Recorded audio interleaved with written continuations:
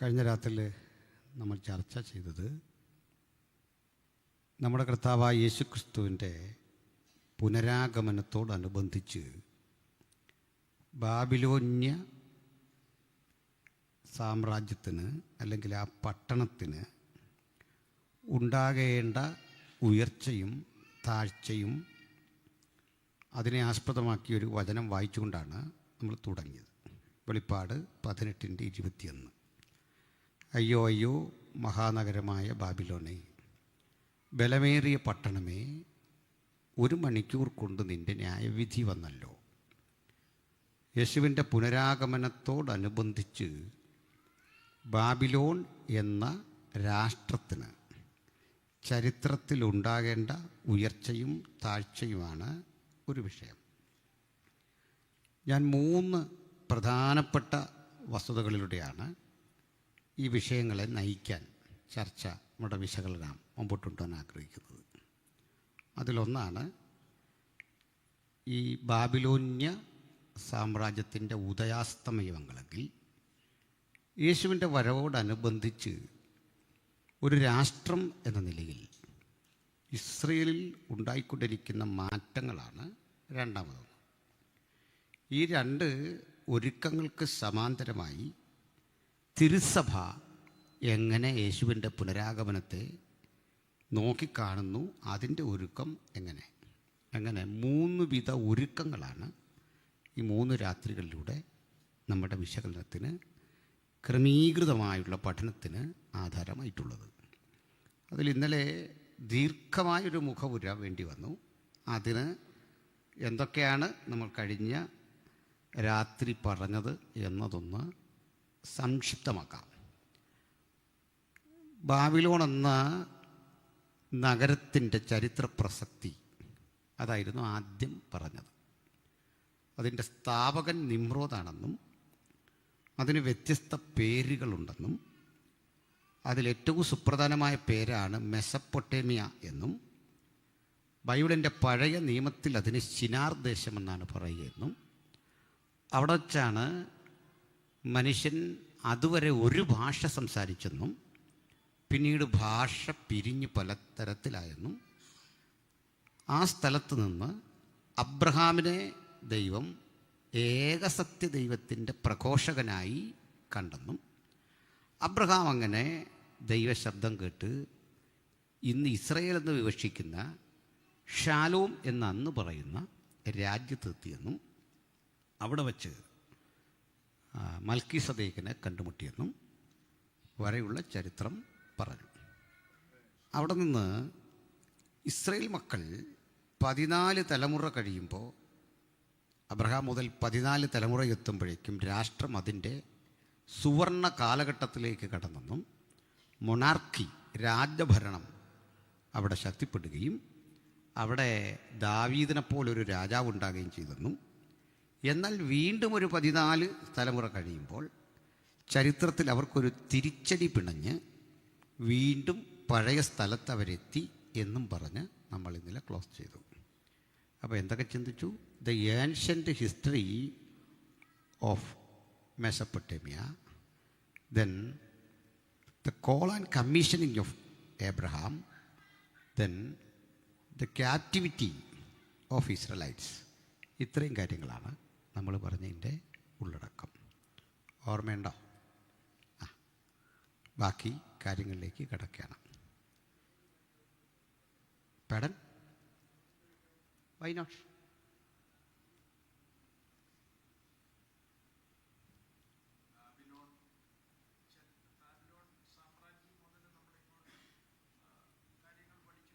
ഒക്കെ വന്നു, നല്ല കാര്യം. എന്നാൽ ഈ ആദാം മുതൽ ബാബിലോൺ വരെയുള്ള ആ കാലഘട്ടത്തെക്കുറിച്ചുകൂടെ ഒന്ന് പ്രതിപാദിച്ചു വിടാമെങ്കിൽ സന്തോഷമായിരുന്നു. പറയാം.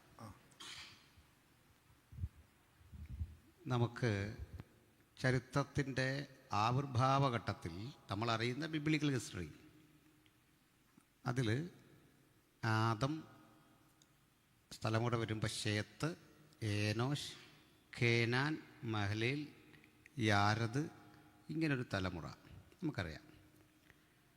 കയീനും ഹാബീലും തമ്മിലുള്ള സംഘർഷം കഴിഞ്ഞ് അവിടെ ഒരു കാര്യം പഠിക്കണം. ലോകത്തിലെ ആദ്യത്തെ കൊല തന്നെ മത തീവ്രവാദത്തിൻ്റെ പേരിലായിരുന്നു. ഇപ്പോൾ കയീനാണ് ആദ്യത്തെ ഐസിസിൻ്റെ ജെയ്ഷെ മുഹമ്മദിൻ്റെ ഒക്കെ പൂർവികൻ. കാരണം മതത്തിൻ്റെ പേരില്ല കൊല, ദൈവത്തിൻ്റെ പേരിൽ, ആരാധനയുടെ പേരില്ല. അപ്പോൾ കയീൻ നാശഗ്രസ്തനായി, ശാപഗ്രസ്തനായി, ഹാബേൽ മരിച്ചു. അപ്പോൾ ദൈവം പകരം ഒരു മകനെ കൊടുത്തു. ആ മകനാണ് ശേത്ത്. ഒരു പ്രധാന വിഷയം കൂടെ ചേർത്ത് പറയാനുണ്ട്. നമ്മൾ താഴോട്ട് പഠിച്ചു വരുമ്പോൾ ഈ ശേത്തൈറ്റ്സ് ആൻഡ് കൈനൈറ്റ്സ്, കയീൻ്റെ മക്കളും ശേത്തിൻ്റെ മക്കളും, ഈ തലമുറയെപ്പറ്റി പഠിക്കുമ്പോൾ ആദം മുതൽ ഏഴാമനായ ഹാനോക്ക് എന്നൊരു ക്യാരക്ടറെ കാണാം അല്ലേ? അത് തലമുറ വരുന്ന എവിടെ നിന്നാണ്? ആദം ശേത്തിന് ഏനോഷിൽ അങ്ങനെ വരുന്ന തലമുറയിൽ ഏഴാമൻ്റെ പേരാണ് ഹാനോക്ക്. ഇനി മറ്റൊരു തലമുറ വരുന്നുണ്ട് കയീനിലൂടെ. ആ തലമുറയിലെ ഏഴാമനുണ്ട്.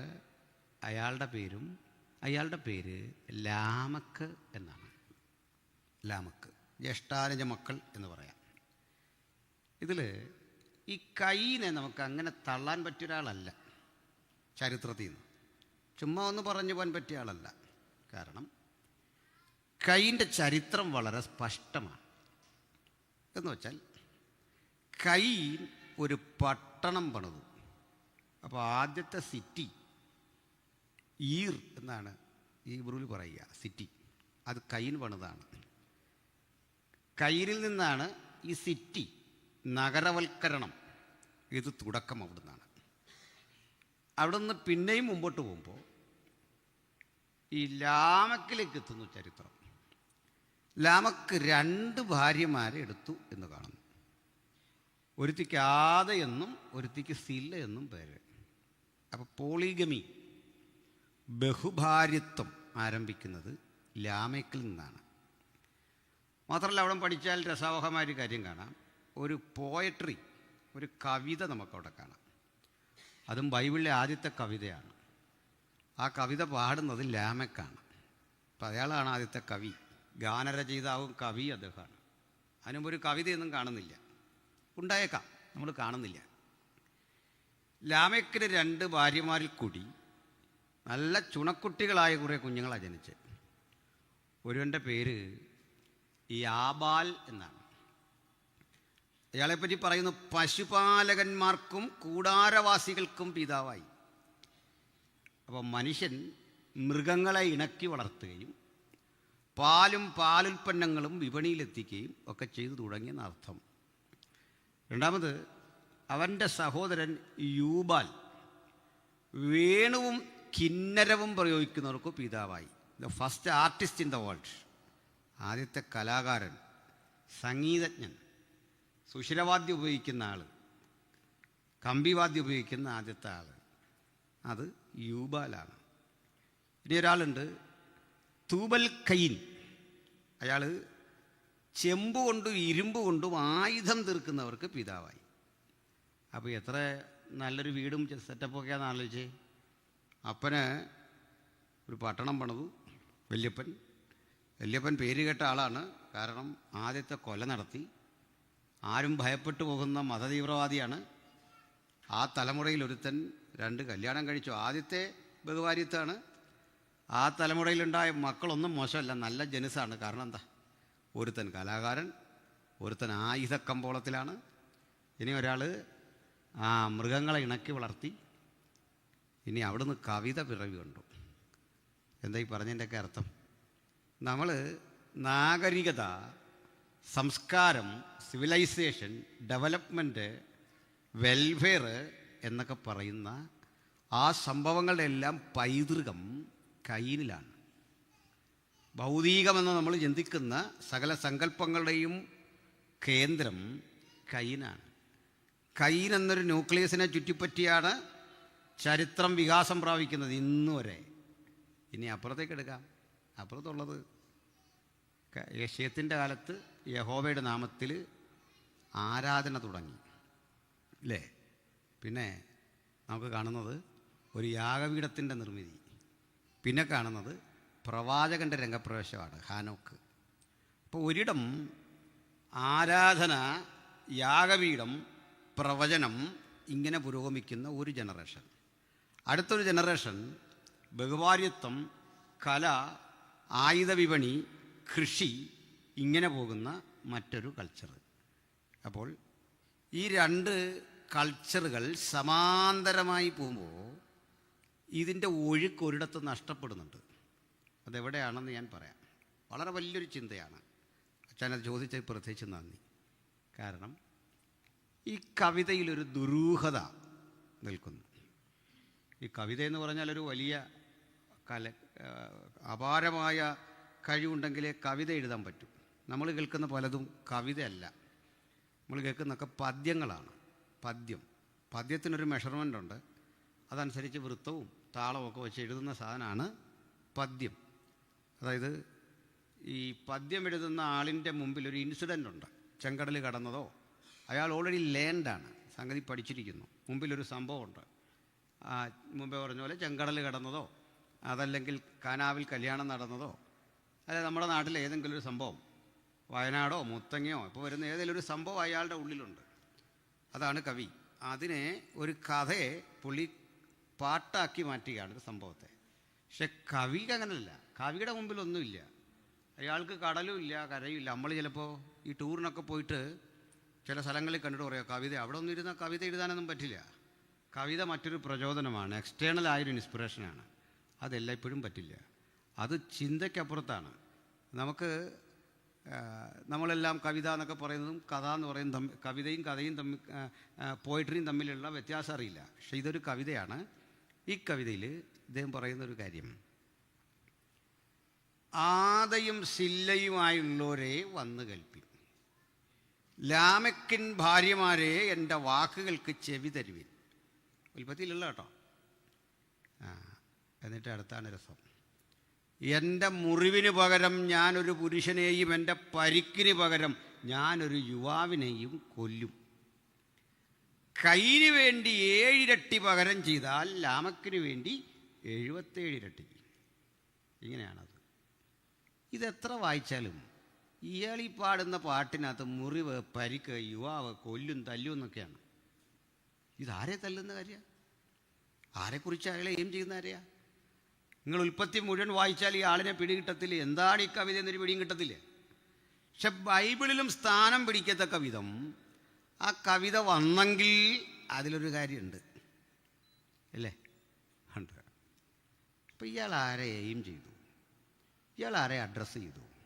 ഇത്രയും കരുത്തനായ അപ്പനെ ആരാണ് മുറിവേൽപ്പിച്ചത്? കാരണം ചെമ്പും ഇരുമ്പും കൊണ്ട് ആയുധം തീർക്കുന്നവർക്ക് പിതാവായിട്ട് തീർന്ന ആളാണ്. വലിയ കുലമഹിമയുള്ള ആളാണ്, കരുത്തനാണ്, ധൈര്യശാലിയാണ്.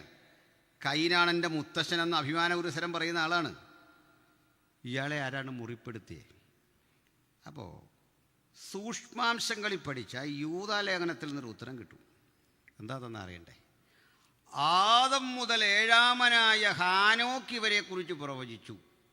ഹാനോക്ക് സമകാലികരെക്കുറിച്ച് പ്രവചിച്ചു. എന്താ പ്രവചിച്ചതെന്ന് അറിയണ്ടേ? ഇതാ, അവർ അഭക്തിയോടെ ചെയ്ത ഭക്തിവിരുദ്ധമായ സകല പ്രവണതകളും നിഷ്ഠൂരങ്ങളും നിമിത്തം കർത്താവ് ഇവരെ വിധിപ്പാൻ 1000 വിശുദ്ധന്മാരുമായി വന്നിരിക്കുന്നു. ഒറ്റവാക്കി പറഞ്ഞാൽ ഹാനോക്കിൻ്റെ പ്രവചനം അധർമ്മം, അസത്യം, ധാർമ്മികതപ്പതനം ഇതിനെതിരെയാണ്. ഇതിനെതിരെ പ്രവചിച്ചപ്പോൾ ആ പ്രവചനത്തിൻ്റെ മുന കൊള്ളുന്നത് കൈനൈഴ്സിനാണ്. മനസ്സിലായി പറഞ്ഞേ? കൈനൈഴ്സ് ലീഡ് ചെയ്ത തെറ്റായ ജീവിത പ്രവണതകളെ ഹാനോക്ക് വിമർശിക്കുന്നതായിട്ടാണ് പ്രവചനത്തിൽ കാണുന്നത്.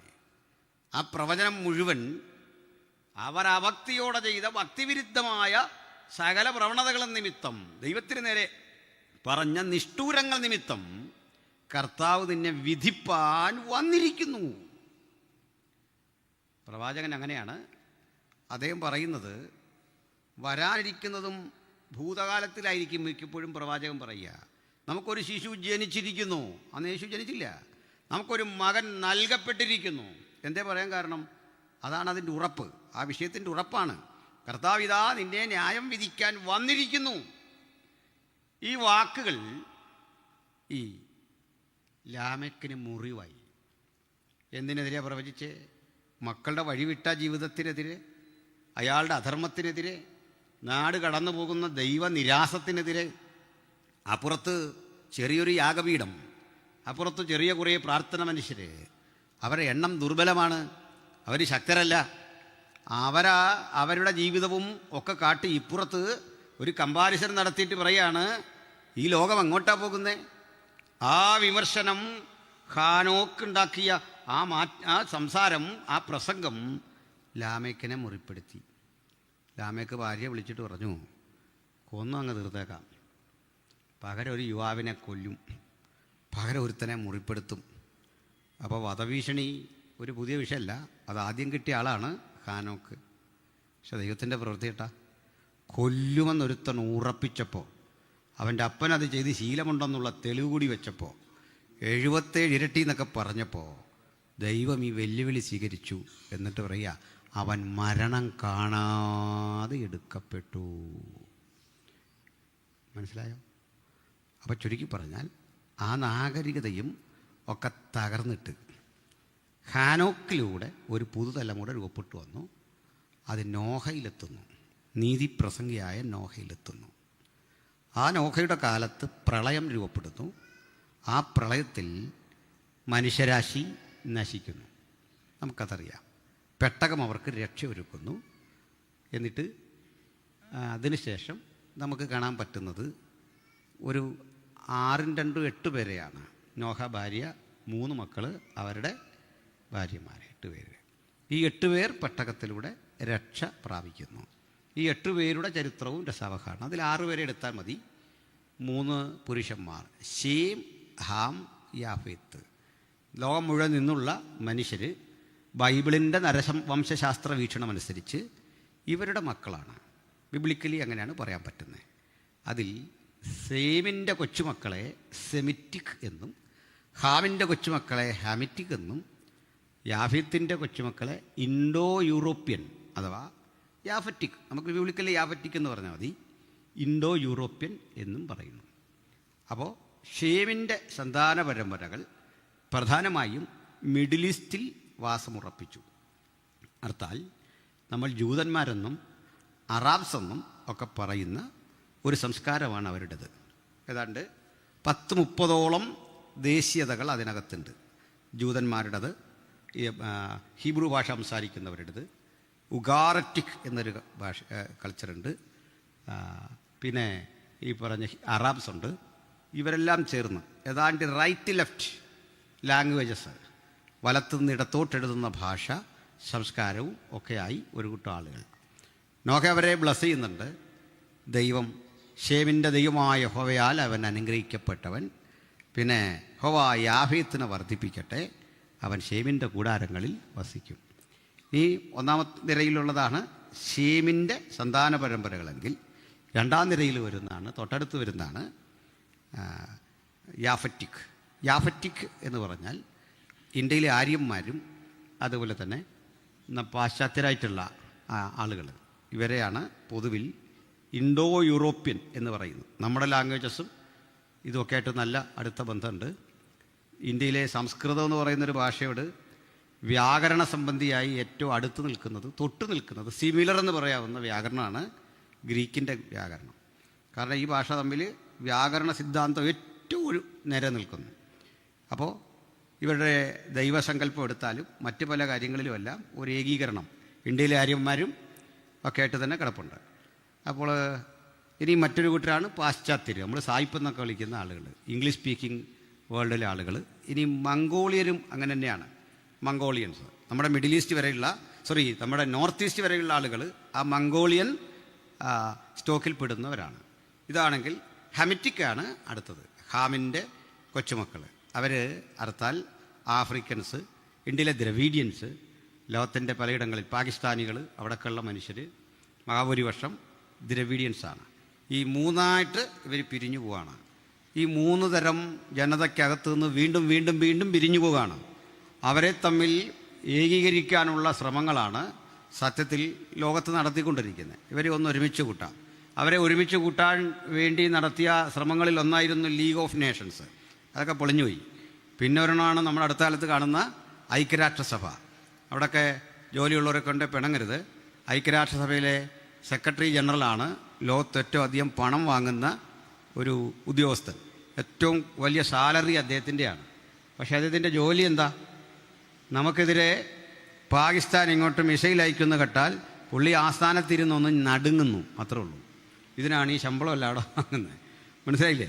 ലോകത്ത് എവിടെങ്കിലും തീവ്രവാദം നടന്നാൽ, ആക്രമണം നടന്നാൽ, ഉക്രൈനും റഷ്യയും തമ്മിൽ ആക്രമണം നടത്തിയാൽ അപലപിക്കുന്നതിനാ ഈ ക്യാഷെല്ലാം വാങ്ങുന്നത്. അപ്പോൾ ഇത്തരം ശ്രമങ്ങളെല്ലാം പാതി വഴിയിൽ പെട്ടുപോയി. ഞാൻ ക്രൈസ്തവയിൽ നടത്തിയൊരു മീറ്റിങ്ങിൽ ഇത് സംസാരിക്കും. അവിടെ മാമൻ ചെമ്പശ്ശേരി അച്ഛനുണ്ടായിരുന്നു അല്ലേ? ബാബുച്ചാൻ അറിയാം. ഞാനിത് പറഞ്ഞു. അദ്ദേഹം ഐക്യരാഷ്ട്രസഭയിലെ ഉദ്യോഗസ്ഥനാണ്. ഞാനിത് അറിയാതെ പറഞ്ഞു പോയതാണ്. പക്ഷെ അദ്ദേഹം പിന്നെ വന്നിട്ട് അതിൻ്റെ ഗുണഗണങ്ങളൊക്കെ പറഞ്ഞു. എനിക്കറിയത്തില്ലായിരുന്നു. ഐക്യരാഷ്ട്രസഭ ഉള്ളതുകൊണ്ടുള്ള ഗുണമൊക്കെ പറഞ്ഞു. ഏതായാലും ഒരു കാര്യം ഉറപ്പാണ്, ഞെട്ടുന്നു എന്നുള്ള കാര്യം ഉറപ്പാണല്ലേ? ആ കാര്യം ഉറപ്പാണ്. അപ്പം ഞങ്ങൾ പാസ്റ്റർമാരല്ലേ, അപ്പോൾ ഞങ്ങൾ ഈ ശാസ്ത്രവും ചരിത്രമൊക്കെ പറഞ്ഞാൽ അതിൻ്റെ പരിമിതി ഉണ്ടാവും. ഈ ഐൻസ്റ്റീനെ പറ്റി ഞാനടുത്ത് പറഞ്ഞു, ഈ സീക്വൽ ടു MC സ്ക്വയറും പറഞ്ഞ് ഞാൻ സംസാരിച്ചപ്പോൾ സയൻസ് അറിയാവുന്ന ഒരാൾ പറഞ്ഞു, ഇതൊക്കെ പണ്ടേ പോയി, കാരണം ആറ്റം ബോംബിൻ്റെ തത്വം ഇതൊക്കെയാണെന്നൊക്കെ ഞാൻ പറഞ്ഞേ. അപ്പോൾ സയൻസ് നന്നായിട്ടറിയാവുന്ന ഒരാൾ പറഞ്ഞു, അങ്ങനെയല്ല, ഇതൊക്കെ പോയിട്ട് മലയാളിയായ കോട്ടയംകാരനായ EC ജോർജ് സുദർശൻ എന്നൊരു സയൻറ്റിസ്റ്റ് ഈ പ്രകാശവേഗത്തേക്കാൾ വലിയ വേഗമുണ്ടെന്നൊക്കെ കണ്ടുപിടിച്ചെന്ന് പറഞ്ഞു. ഞാൻ പറഞ്ഞു, അതൊക്കെ ശരിയാണെങ്കിൽ ആറ്റം ബോംബ് ഇപ്പോഴും ഒരു കുഴപ്പമില്ല, പൊട്ടുന്നുണ്ടല്ലോ. അതുകൊണ്ട് അങ്ങനെ എനിക്കൊരു മാപ്പ് തന്നുകൂടെ എന്ന് ചോദിച്ചു. ഐൻസ്റ്റീൻ തെറ്റാന്ന് പറഞ്ഞാലും ആറ്റം ബോംബ് ഒരു കുഴപ്പമില്ലാതെ സ്ഫോടനം ഉണ്ടാക്കുന്നുണ്ട്. ഞാൻ പറഞ്ഞതിനകത്തൊരു ശരിയുണ്ട്, പോട്ടെ. അപ്പോൾ ഇനി ഇവരെല്ലാം പിരിഞ്ഞു പോയി. എന്നാലേ ഒരു മറുവശമുള്ളത്, ഈ ശ്രമം പാടെ പൊളിഞ്ഞു എന്ന് പറയാൻ പറ്റില്ല. പറയാൻ പറ്റാത്ത എന്താണ്? അതിന് കാരണം ഒന്നുള്ളൂ. കാരണം മറ്റൊന്നുമല്ല, ഇതിനെ യോജിപ്പിക്കാൻ വേണ്ടി നടത്തിയ ശ്രമങ്ങളിൽ ഏറ്റവും വിജയിച്ചത് സുവിശേഷമാണ്, യേശുവിൻ്റെ സുവിശേഷം. നിങ്ങൾ അപ്പോസ്തല പ്രവൃത്തി 8, 9, 10 ഈ 3 അധ്യായങ്ങൾ പഠിക്കണം. 3 മാനസാന്തരങ്ങൾ കാണാം. 8-ാം അധ്യായത്തിൽ നമ്മൾ കാണുന്നത് ഷണ്ണനെയാണ്. 9-ാം അധ്യായത്തിൽ സെയിൻറ്റ് പോളിനെയാണ്. 10-ാം അധ്യായത്തിൽ കൊർന്നല്യോസിനെയാണ്. ഈ 3 പേര് ഇവിടെ നിന്നാണ്. ഷണ്ണൻ്റെ ബാക്ക്ഗ്രൗണ്ട് ഒരു ഹമിറ്റിക്ക് ബാക്ക്ഗ്രൗണ്ടാണ് അല്ലേ? ഹാമിൻ്റെ സന്താന പരമ്പരകളിൽപ്പെട്ട ഒരു മനുഷ്യനാണ് ഷണ്ണൻ എന്ന് പറയുക. അയാൾ എത്യോപ്യൻ രാജ്ഞിയുടെ ധനകാര്യമന്ത്രിയാണ്. 2-ാമത്തെ ആൾ ശേമ്യനായ പൗലൂസാണ്. 3-ാമത്തെ ആൾ ഇറ്റാലിയനായിട്ടുള്ള കൊർന്നല്യോസാണ്. ഈ 3 പേരെയും കൂടി ഒരുമിച്ച് കൂട്ടി രൂപീകരിച്ച് വിജയിപ്പിക്കാൻ തെളിയിച്ച മാർഗമാണ് കർത്താവായ യേശുക്രിസ്തുവിൻ്റെ സുവിശേഷം. പ്രൈസലോ. അപ്പോൾ നമുക്ക് നോഹ വരെ എത്തി. നോഹയിൽ നിന്ന് അടുത്ത 10 തലമുറയിൽ അബ്രഹാമിനെ എത്തി. അപ്പോൾ ഏകസത്യ ദൈവത്തെ വിശ്വസിക്കുന്നവരുടെ ഒരു ലൈനേജ് നമുക്ക് കൃത്യം കിട്ടുന്നുണ്ട്. അബ്രഹാമിലേക്ക് എത്തുമ്പോൾ അതിനെ ഒരു സമൂഹം എന്ന നിലയിൽ ഒരു മൊണോത്തയിസം, ഏകസത്യ ദൈവത്തിൻ്റെ പ്രചാരകനായി, അതിൻ്റെ വക്താവായി ദൈവം വിളിക്കുന്നു. എങ്കിലും ഏകസത്യ ദൈവബോധമുണ്ട്. പക്ഷെ പ്രബലർ ആരായിരുന്നു? ബഹുദൈവ വിശ്വാസികളായിരുന്നു. പാപത്തിൻ്റെ ശക്തിയും അതിൻ്റെ സ്വാധീനവും കൊണ്ട് അവർ പ്രബലരായിരുന്നെങ്കിലും സത്യവിശ്വാസത്തിൻ്റെ ആ കണ്ണി അറ്റുപോകാതെ അബ്രഹാമിലേക്ക് എത്തുന്നു. അബ്രഹാമിലൂടെ പുഷ്ടിപ്പെടുന്നു, ശക്തിപ്പെടുന്നു. അത് പിൽക്കാലഘട്ടത്തിൽ മോശയുടെ കാലമെത്തുമ്പോൾ അതിന് ഫ്രെയിം ഉണ്ടാകുന്നു. തോറ, ന്യായപ്രമാണം കിട്ടുന്നു. അത് ആർജിച്ച ജനം പിന്നെ വന്ന് ഒരു രാഷ്ട്രം കെട്ടിപ്പടുക്കുമ്പോൾ ആ രാഷ്ട്രത്തിൽ ദൈവികത, തെയോക്രസി രൂപപ്പെടുന്നു. അത് വീണ്ടും ഏതെങ്കിലും കാരണത്താൽ മിസ്യൂസ് ചെയ്തപ്പോൾ പകരം മൊണാർക്കി അഥവാ രാജഭരണം എസ്റ്റാബ്ലിഷ് ചെയ്യുന്നു. ആ രാജഭരണം സോളമൻ്റെ കാലം എത്തുമ്പോൾ ദുരുപയോഗം ചെയ്യപ്പെടുന്നു. മക്കളുടെ കാലം എത്തുമ്പോൾ കൂടുതൽ പ്രശ്നമാകുന്നു. ഒടുക്കം ഇവരെ കൂടുതൽ അച്ചടക്കം പഠിപ്പിക്കേണ്ടതിന്, കരുത്തരാക്കേണ്ടതിന് പഴയ സ്ഥലത്തേക്ക് തിരിച്ചിടുന്നു. അതായത് ബാബിലോണിൽ കൊണ്ടിടുന്നു. അതാണ് ആ കൃത്യമായിട്ടുള്ള ലൈൻ. അങ്ങനെയാണ്. ഏകദേശം എത്തിയോ? മനസ്സിലായി. ഇതൊക്കെ വേഗത്തിൽ മുമ്പോട്ട് പോകാം. നന്ദി. അവിടെയൊക്കെ മനസ്സിലാകുന്നുണ്ടോ? ദൂരെ ഇരിക്കുന്നവർക്കൊക്കെ മനസ്സിലാകുന്നുണ്ടോ? കുറഞ്ഞ പക്ഷേ ഒരു മനുഷ്യൻ ഇവിടെ നിന്ന് ഏതാണ്ടൊക്കെ പറയുന്നു എന്ന് മനസ്സിലായി. മതി, ഞാൻ തൃപ്തനാ. മതി, നിങ്ങളിവിടെ ഉണ്ടല്ലോ, അതാണ്. കേൾക്കാമോ? അവിടെയൊക്കെ കേൾക്കത്തില്ല. ഇവിടെ കയറി ഇരിക്കാൻ പറയാനാ? അതിനാ കേൾക്കാം. നന്നായിട്ട് കേൾക്കാം. Thank you. അപ്പോൾ നല്ല രീതിയിലായി സൗണ്ട് വർക്ക് ചെയ്യുന്നു. അപ്പോൾ നമുക്കിനി ബാക്കിയിലേക്കൊന്ന് പോകാം. ബാബിലോണിൻ്റെ മനോഹാരിതയൊക്കെയാണ് ഞാൻ പറഞ്ഞത്. അതിലൊരു രസകരമായൊരു കാര്യം കൂടി പറയാം. ഈ രാജാവ് തനിക്ക് ക്യാപിറ്റൽ സിറ്റി പണിതൊക്കെ പറഞ്ഞല്ലോ, സിറ്റി ഓഫ് ബാബിലോൺ. അവിടെ തന്നെ മനോഹരമായ ഒരു കൊട്ടാരം പണിതിരുന്നു. ഒരു മല പ്ലാൻ ചെയ്ത് അത് 3 നിലകളുള്ള മട്ടുപ്പാവോട് കൂടിയ ഒരു മനോഹര ഉദ്യാനമാക്കി മാറ്റി. രാജാവ് ഒരു വനവാസിയായ പെൺകുട്ടിയെ വിവാഹം കഴിച്ചപ്പോൾ അവൾക്ക് ഈ നാഗരികത രസിക്കാതെ വന്നപ്പോൾ അവളുടെ സന്തോഷത്തിന് പണി കഴിപ്പിച്ചതാണ് ഈ ഉദ്യാനം. അതിൻ്റെ 1-ാം നിലയിൽ ഈ മരങ്ങളൊക്കെ നട്ടുവച്ചു, 2-ാം നിലയിൽ ഇതുപോലെ തണൽ മരങ്ങളും അഴകുള്ള വൃക്ഷങ്ങളും പൂക്കളും ഒക്കെ നട്ടുവച്ചു. 10 അടി വിസ്തൃതിയുള്ള ചുറ്റുകോവണി കൊണ്ട് ചുരം കണക്കെ ഇതിൻ്റെ മുകളിൽ എത്താനുള്ള സൗകര്യങ്ങൾ ചെയ്തു. അവിടെ മട്ടുപ്പാവും കൊട്ടാരവും ഒക്കെ ഉണ്ടാക്കി. അവിടെ ഉലാത്തിക്കൊണ്ടാണ് നമ്മളെപ്പോഴും കേൾക്കുന്നൊരു വചനം, ഞാൻ എൻ്റെ പ്രതാപത്തിൻ്റെ മഹത്വത്തിനായി പടുത്തുയർത്തിയ മഹതിയാം ബാവേലല്ലയോ ഇത് എന്ന് പറയുന്നത്. അപ്പോഴാ നമ്മൾ ആണുങ്ങളൊക്കെ എത്രയോ അല്പന്മാരാണ് ലോൺ എടുത്ത് ഒരു വണ്ടിയോ കാറോ വീടോ ഒക്കെ എടുത്തിട്ട് പറയും, നോക്കടി ഞാൻ മേടിച്ചതല്ലേ. രാജാവ് ഭാര്യയ്ക്ക് ഉണ്ടാക്കി കൊടുത്ത് എന്തൊക്കെയാണെന്ന് ആലോചിച്ച് നോക്കി. ഇത്രയൊക്കെ ചെയ്തേച്ചായി പുള്ളിക്കാരൻ പറഞ്ഞത്, ഞാൻ എൻ്റെ പ്രതാപത്തിൻ്റെ മഹത്വത്തിനായിട്ട് ഇതൊക്കെ ചെയ്തെന്ന്. എനിവേ എന്തേലും ആട്ടെ, ഇതിൻ്റെ ഒരു ഭംഗി എന്ന് പറഞ്ഞാൽ ഈ 100 അടി വിസ്തൃതിയുള്ള ചുറ്റുമതിലിൻ്റെ എവിടെ നിന്ന് നോക്കിയാലും ഇത് തൊട്ടടുത്താണെന്ന് തോന്നും. അങ്ങനെ അതിൻ്റെ നിർമ്മിതി തൊട്ടടുത്ത്. അതിൻ്റെ ഉയരം അത്രയും വലുത് 450 അടിയോളം ഉയരമുണ്ടെന്നാണ്. മലയല്ലേ, അത് പ്ലാൻ ചെയ്തെടുത്താണ്. ഇതിന് മുകളിലേക്ക് അടിമകളെ കൊണ്ട് ചക്രം ചവിട്ടി വെള്ളം കയറ്റി പല തട്ടുകളിലാക്കി മുകളിൽ ഒരു ജലധാരയൊക്കെ ഉണ്ടാക്കിയിട്ടുണ്ട്. അപ്പോൾ ഇതാണ് നമ്മൾ പഠിക്കുന്ന പൗരാണിക ലോകത്തിലെ 7 മഹാത്ഭുതങ്ങളിലൊന്നാണ് ദ ഹാങ്ങിങ് ഗാർഡൻ ഓഫ് ബാബിലോണിയ. ഇതൊക്കെ കുട്ടികൾ പഠിച്ചിട്ടുണ്ട്. ഇത്ര ഭംഗിയാണ് ഇതൊക്കെ ഉണ്ടാക്കി വെച്ചു. പക്ഷെങ്കിൽ അയാളുടെ കൊച്ചുമകൻ പേരക്കിടാവായ ബേൽശസ്സർ അധികാരത്തിലെത്തി. അതിനിടയ്ക്കുള്ള സംഭവമൊക്കെ ഉണ്ട്, ഒക്കെ ഞാൻ വിട്ടു. ഒന്ന്, ഇദ്ദേഹം ഒരു രോഗം വന്നിട്ട് മൃഗമായി എന്ന് തോന്നിയിട്ട് പുല്ല് തിന്നു. ഒരു മാനസികാവസ്ഥയാണ്, പുല്ല് തിന്നു, അതാണ് സംഭവം. അപ്പോൾ അങ്ങനെ 7 കൊല്ലം ഈ പുള്ളിക്ക് ഈ പറ്റൊക്കെ പറ്റി. ഇവിടെ ഈ ദാനിയേൽ എന്ന് പറഞ്ഞ പ്രവാചകനെ നമ്മൾ അംഗീകരിച്ചേ പറ്റുള്ളൂ. ഞാൻ ഇദ്ദേഹത്തിൽ നിന്ന് ഒത്തിരി ശൈലി പഠിച്ചു. ഈ ഡിബേറ്റിനൊക്കെ പോകുമ്പോൾ ആളുകൾ ചോദിക്കാറുണ്ട്, ഈ എതിരാളി ഇത്രയൊക്കെ പറയുമ്പോൾ നിങ്ങളെന്താണ് പ്രകോപിതനാകാത്തതെന്ന്. അത് ഈ ദാനിയേൽ ശരിക്കും പഠിച്ച ശേഷമാണ്.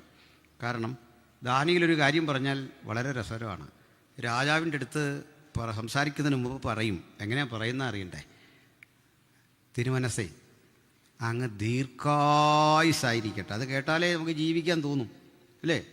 ദീർഘായുസായിരിക്കട്ടെ. പക്ഷേ അധ്യായം തീരുമ്പോഴേക്ക് പറയുക, അന്ന് രാത്രി രാജാവ് കൊല്ലപ്പെട്ടു. മനസ്സിലായില്ലേ? ഈ നെബൂഖദ്നേസറോട് പറഞ്ഞു, അച്ഛൻ തന്നെയാ തങ്കം കൊണ്ടുള്ള തല, എന്തൊരു ഐശ്വര്യം അച്ഛാ, എന്തൊരു സമൃദ്ധി അച്ഛാ. പക്ഷെ ആരും കേൾക്കാതെ കാതിൽ പറഞ്ഞു, അച്ഛാ പക്ഷേ ഒരു 7 കൊല്ലം പുല്ല് തിന്നുമെന്ന്. ഒന്നുമില്ല അച്ഛാ, 7 കൊല്ലം കഴിയുമ്പോൾ അതൊക്കെ മാറും, അല്ലേ നമ്മളിതൊക്കെ നേരിടാൻ പഠിക്കണോ, സാരമുള്ള കാര്യമൊന്നുമല്ലെന്ന്. നെബൂഖദ്നേസറിന് ഇത് ഇഷ്ടപ്പെട്ടു. ഞാൻ ആ രംഗം ഓർക്കാറുണ്ട്. ഈ നെബൂഖദ്നേസറിനെ നമ്മളൊന്ന് കാണാൻ ചെല്ലുകയെന്ന് വെച്ചോ. കാണാൻ ചെല്ലുമ്പോൾ നമ്മൾ ചോദിക്കുക, എന്ത് ചെയ്യും സാറ്? അതേ, പിണ്ണാക്ക് ഇലയ്ക്ക് കൊടുത്തേ ഉള്ളല്ലോ, തിന്നുകൊണ്ടിരിക്കുക, അപ്പോൾ വിളിക്കരുത്. പുള്ളിക്ക് ഇഷ്ടമല്ല പിണ്ണാക്ക് തിന്നുന്നതിൻ്റെ ഇടയ്ക്ക് ആരും വിളിക്കുന്ന ഇഷ്ടമല്ല. പുല്ലരിയാൻ വേണ്ടി പിള്ളേർ പോയിട്ടുണ്ട്. ഈ അവസ്ഥയിൽ എത്തിച്ചൊന്ന് ആലോചിച്ച് നോക്കി. ഇന്ത്യൻ സമയം രാവിലെ 7:50 ചിക്കനും ചപ്പാത്തിയും കഴിച്ചവൻ വൈകിട്ട് 8 മണിക്ക് ഡിന്നറിനിരുന്നപ്പോൾ ദൈവം പുല്ല് തീറ്റിച്ച്. ഇതിപ്പോഴൊക്കെ എന്തോ സന്തോഷമല്ലേ? ഇനി അവൻ്റെ പേരക്കിടാവാണ് ബേൽശസ്സർ, മകനല്ല. ഈ മകനെന്ന് പറയുന്നത് പലതും ഡയറക്റ്റ് മകനല്ല, ബൈബിളിൻ്റെ ഒരു ശൈലിയാണ്. ഈ പേരക്കിടാവിനെ മകനെന്ന് വിളിക്കും. ഒരപ്പന് ശേഷം ശ്രദ്ധേയനായൊരു മകൻ വന്നാൽ ഇവരെ രണ്ടുപേരെയും ചേർത്ത് മകൻ അപ്പൻ എന്ന് പറയും. അങ്ങനെ ഒരു ശൈലിയുണ്ട്. ഈ നിരീശ്വരന്മാർക്കൊന്നും അതറിയില്ല. അവർ ഇതെന്താണെന്നറിയാതൊക്കെ ഇങ്ങനെ വ്യാഖ്യാനിക്കും. അപ്പോൾ ഇതാണ് എൻ്റെ കാരണം. ബൈബിളിൻ്റെ ഒരു എഴുത്ത് ശൈലിയുണ്ട്, അത് പഠിച്ചാൽ മനസ്സിലാവും. അപ്പോൾ ഈ ബേൽശസ്സർ അധികാരത്തിലെത്തുമ്പോൾ അയാൾക്കൊരാഗ്രഹം, തൊട്ടടുത്ത് കിടക്കുന്ന പേർഷ്യ ആക്രമിക്കണം. പേർഷ്യ നമ്മൾ വിളിക്കുന്നത് ഇന്ന് ഇറാൻ എന്ന് പറയുന്ന രാജ്യത്തിൻ്റെ പഴയ പേരാണ് പേർഷ്യ. അവിടെ ആക്രമിക്കണം. അവിടെ നിന്ന് ഭരിക്കുന്നത് നമ്മളറിയുന്ന സൈറസ് എന്നൊരു രാജാവാണ്. കോരശ്, മലയാളം ബൈബിളിൽ കോരശ്. അത് പറയുമ്പോൾ തന്നെ ബൈബിളിലെ മലയാളം പേരുകളാണ് കൃത്യമായിട്ടുള്ളത്, ഇംഗ്ലീഷ് പേരല്ല കേട്ടോ. നമ്മൾ ധരിച്ചിരിക്കുന്ന ഇംഗ്ലീഷിൽ എഴുതിയിരിക്കുന്ന കറക്റ്റൊന്നും അതല്ല, മലയാളം പേരാണ് കറക്റ്റ്. യേശു തൻ്റെ ശിഷ്യനായ മത്തായിയെ വിളിച്ചത് മത്തായി എന്നാണ്, മാത്യു എന്നല്ല. യേശു തൻ്റെ ശിഷ്യനായ പൗലോസിനെ വിളിച്ചത്, പത്രോസിനെ വിളിച്ചത് പെട്രോസ് എന്നാണ്, പീറ്റർ എന്നല്ല. ലൂക്കോസ് ശിഷ്യനല്ല, ലൂക്കോസിനെ ശരിക്കും അറിയപ്പെടുന്ന ലൂക്കെന്നല്ല, ലൂക്കോസൻ തന്നെയാണ്. OS തീരണം, അങ്ങനെയൊക്കെയാണ്. അപ്പോൾ മൂലഭാഷയോട് പേര് കൊണ്ട് നീതി പുലർത്തുന്ന ആരാ? നമ്മുടെ മലയാളം ബൈബിളാണ്. സന്തോഷമില്ല ഈ മലയാളം ബൈബിൾ കിട്ടിയില്ലേ? കോട്ടയംകാർക്ക് സന്തോഷമില്ലെന്ന് പറഞ്ഞാൽ പിന്നെ അർത്ഥമുണ്ടോ? നാടിനെ മാറ്റിമറിച്ച വിപ്ലവാത്മകമായ മാറ്റം വരുത്തിയതാണ്. ഭാവിച്ചാനൊക്കെ പറയാറുണ്ട് പള്ളിയല്ല പള്ളിക്കൂടം പണിയണമെന്നൊക്കെ അല്ലേ. ഒന്നുമല്ല, നമ്മളാ മാറ്റിയത്.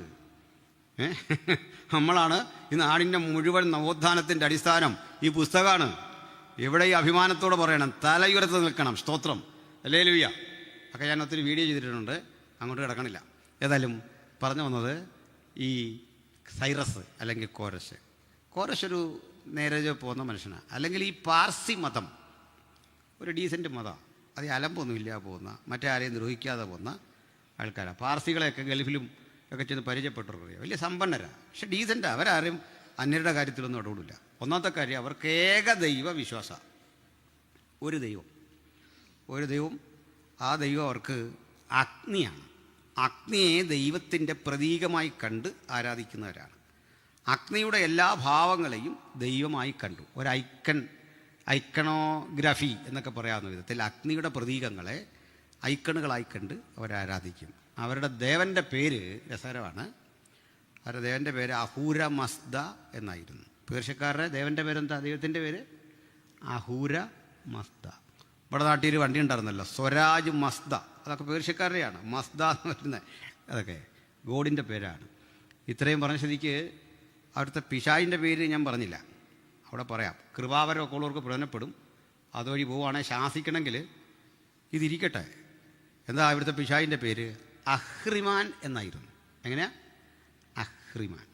ഇത് ഞാൻ പറഞ്ഞത് ഇനി കൃപാവരം എന്നല്ല, ചില ഘട്ടത്തിൽ നമ്മളെല്ലാം അങ്ങ് ശാസിച്ചു അല്ലേ. ഞാനിതുവരെ അറിയാത്തൊരു കാര്യം കഴിഞ്ഞിടയ്ക്കോട്ട് ചോദിച്ചു, ഒരാളോട് ചോദിച്ചു. നമ്മൾ രണ്ടുപേരും തമ്മിൽ സംസാരിച്ചുകൊണ്ടിരിക്കുക, ഞാനും പാസും തമ്മിൽ സംസാരിക്കുമ്പോൾ ഇതിലേ എൻ്റെ ഒരു ശത്രു പോവാ, ഞാൻ അയാളെ രണ്ട് ഉച്ചത്തിൽ ബഹളം വെച്ചിട്ട് വീണ്ടും പാസോട് സംസാരിക്കാനിരുന്ന പാസർക്ക് എന്ത് തോന്നുന്നു? ഈ പ്രാർത്ഥനയ്ക്കിടെ ശാസിക്കുന്നതുകൊണ്ട് ചോദിച്ചാൽ മനസ്സിലായില്ല. ദൈവത്തോട് ഇങ്ങനെ പ്രാർത്ഥിച്ചുകൊണ്ടിരിക്കുമ്പം വിശ്വസ്ത ദൈവമേ എന്നൊക്കെ പറഞ്ഞ് തുടങ്ങി വിട്ടുപോകുവാൻ നിന്നോട് കൽപ്പിക്കുന്നു, റൈറ്റ് നോ. ഇനിയും ബാക്കി പറഞ്ഞതെന്ന് പറഞ്ഞാൽ ആ സംഭാഷണത്തിൻ്റെ ഒരു പുരോഗതി എങ്ങനെ പിന്നെ തിരുത്തി തന്നാൽ മതി, പോട്ടെ. എന്നെ ഏതായാലും പറഞ്ഞത് ഈ അഹൂരമസ്തയെ പ്രാർത്ഥിക്കുന്ന പേർഷ്യക്കാരും ഒക്കെ ഉള്ള അവിടെ ഒരു നല്ല രീതിയിൽ പോകുന്ന മനുഷ്യരാണ്, മര്യാദക്കാരാണ്. അപ്പോൾ അവിടെ ഭരിക്കുന്ന രാജാവിൻ്റെ പേരാണ് കോരശ് അല്ലെങ്കിൽ സൈറസ്. ഈ സൈറസ് അറിഞ്ഞു എൻ്റെ രാജ്യത്തിലേക്ക് ബേൽശസ്സർ വരാൻ പോവാ, അയാൾ എന്നെ തകർക്കും, അയാൾ എന്നെ ഉന്മൂലനം ചെയ്യും. അതുകൊണ്ട് യുദ്ധം തോക്കുമെന്ന് ഉറപ്പായി. ഒരു യുദ്ധം തോക്കുമെന്ന് ഉറപ്പായാൽ നമ്മൾ എന്ത് ചെയ്യണം?